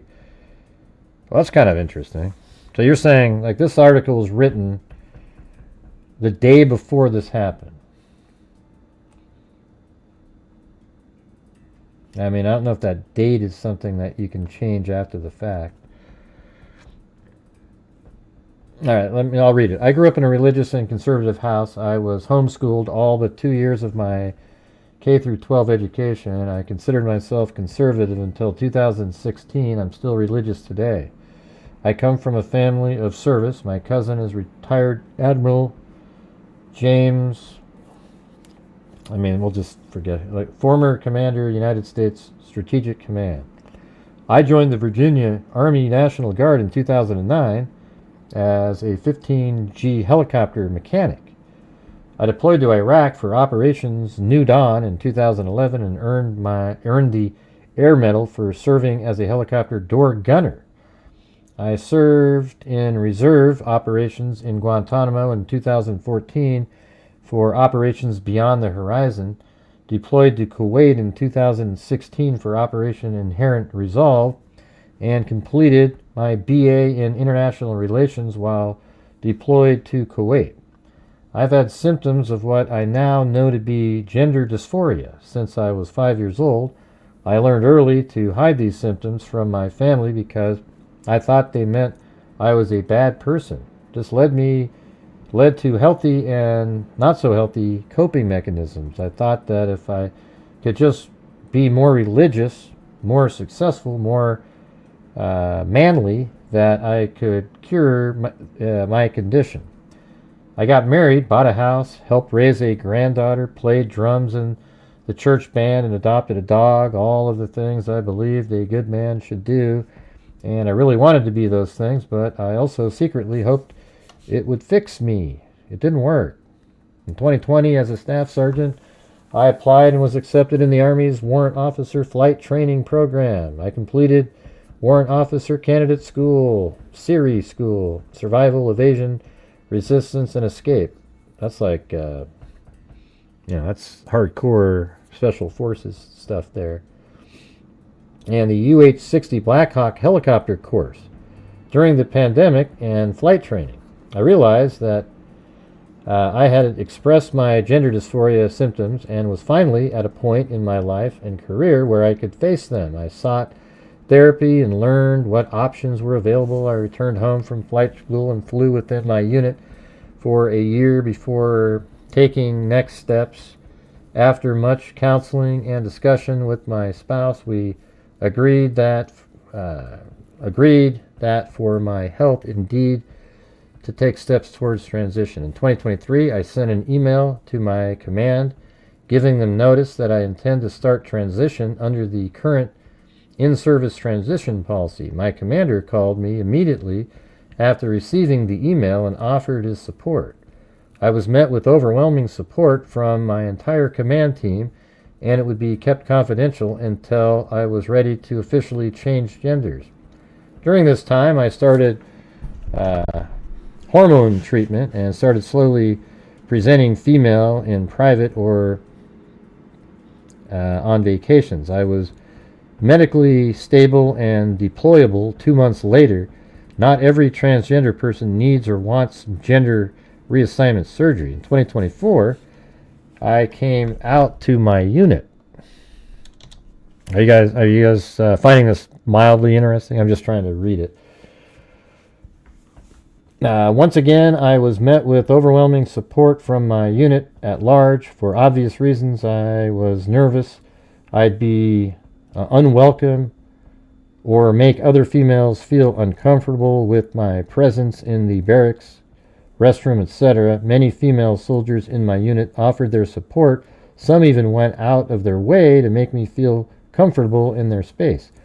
I've paid out of pocket for all my trans-related care. The military hasn't covered any of it. I recently underwent facial feminization surgery and was non-deployable for 6 weeks. This was considered an elective surgery and not deemed medically necessary for transition, similar to anyone who gets a nose job or facelift. Since I'm part-time military, I've also had to balance military obligations while working full-time in the private sector.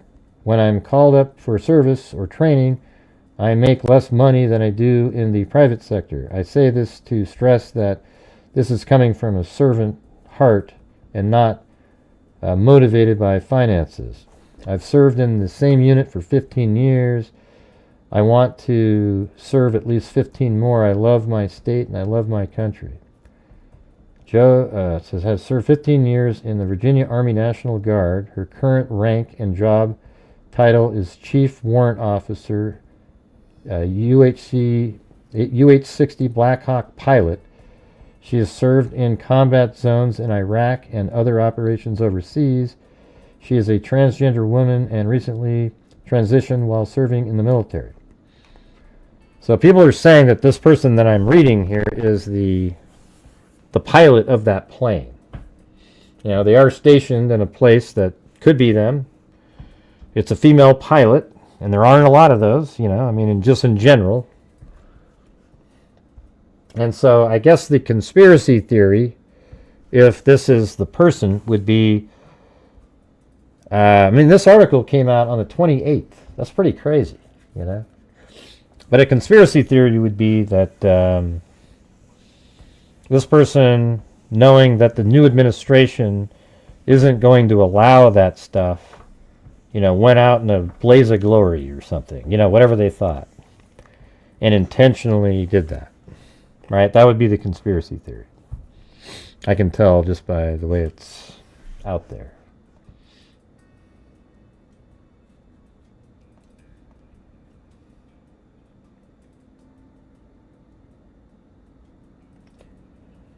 Yeah, what's another one? Another link.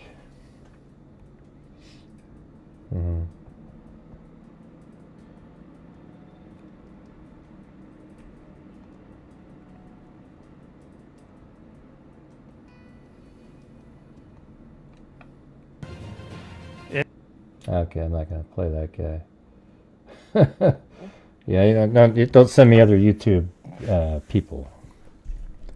I'm not going to say that that's the person, but, you know, I mean, I guess that's why they got to do the investigation.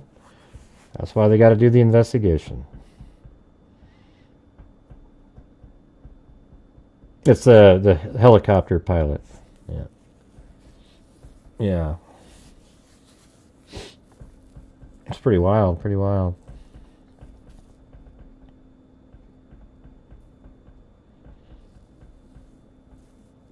Yeah, but The View, you know, The View would twist it around and say, see what Trump made somebody do?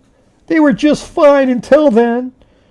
Oh, wait, so The View, you're condoning that they killed 67 people, if that's really what happened? I mean, come on. All right. Oh, yeah, look at this. This is back, I mean, look, this is the search area here. That was that night. It's still playing on rewind, so this is this is about an hour after the crash.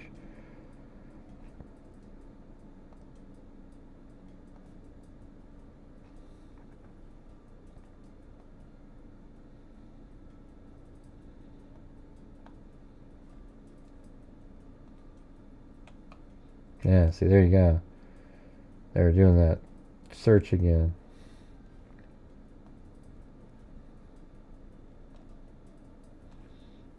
That's actually right there is where the plane went in the water, right there. Right inside that double, all those circles is right there. The overlap.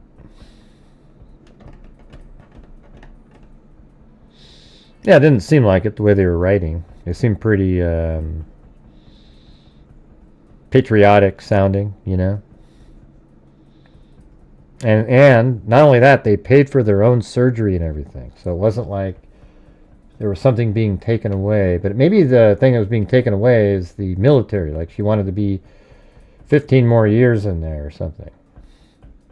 And then all of a sudden, well, you can't be in there because you're, you know, transgender. But I mean, I think it's like, I don't think they care if you're transgender or not. It's just not going to be like a hiring thing, and there's going to be no, like, you don't get a special treatment because of that. You know, if you want to do something on the side and do whatever you want. I mean, nobody said you can't be a transgender and be in the military. Yeah. All right, you guys. I think that's going to do it.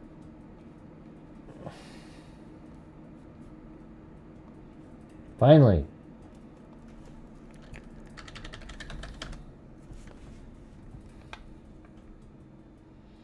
One thing they did say too yesterday was that they were wearing night vision goggles Do you know how hard it is to see off to the sides wearing those? And also when there's so many lights out there, I mean, my God, that's brutal.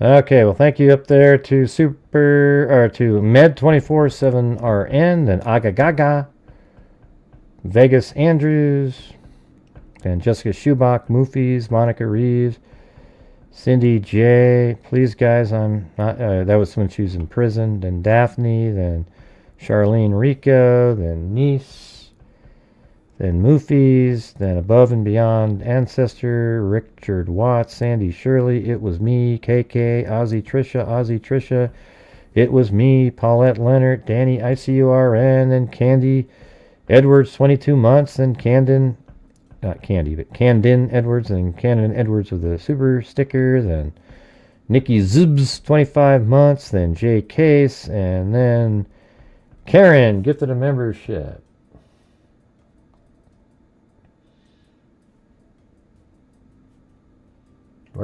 What did we get to? Man, that was just brutal. All right, you guys. Well, thank you for being here tonight, and I guess we'll see you tomorrow. Tomorrow's donation night, so we got to try to do something, because this month has been one of the slowest months we've ever had in a long time. So I guess we'll have to see how tomorrow goes. We just never know. All right. So thank you all for being here. We'll see you tomorrow, and as I always say, until next time, be safe out there. Yeah, I've been doing this true crime thing for quite a while now. And during this whole time, I have not seen one person that is a crime dissector, thug rejector. I'm a certified human lie detector. Gonna get ya. Oh yeah, we gotta talk to you if you try and play me like an old projector. Crime sector is my nectar. Professor Grader's gonna give another lecture. Crime collector, freak connector, and I'm always gonna be a pup protector. Fool deflector, interceptor, and I'm meaner than a spectre with a vector on his spectre. With all respect, y'all, just remember I've a type of fucking check ya. I have no agenda, I'm no pretender, and I'll serve it to you straight without the blender. And in the end, I'm gonna send ya on a mission to reveal the true offender. Yeah, so I'll just get right back to work. All right, everybody? Talk to you later. Wait a minute, I was just looking at something. So, how can this girl be on a podcast on January 29th? Maybe it was recorded earlier, but she's on the Smirkonish podcast. And it says, she is an IT professional in the private sector, is the former digital manager of Smirkonish.com, and serves in the Virginia Army National Guard as a Black Hawk helicopter pilot. She's transgender and now fears, due to a new executive order issued by President Trump, that she may no longer be able to serve the country in the military. Listen to Joe share her story with Michael and read her executive piece. Here, I'll tell you what, I'll put this right here. I mean, I don't know, the podcast came out on the 29th. Is that when it was? Maybe it was recorded the day before. Also, I want to say thank you to Judy, and then someone, and then Lisa Valenzuela, and Karen and partner for the coffees. All right. So thanks, everybody. We'll see you guys later. And as I always say, until next time, be safe out there. But I just put that link if you want to go listen to it.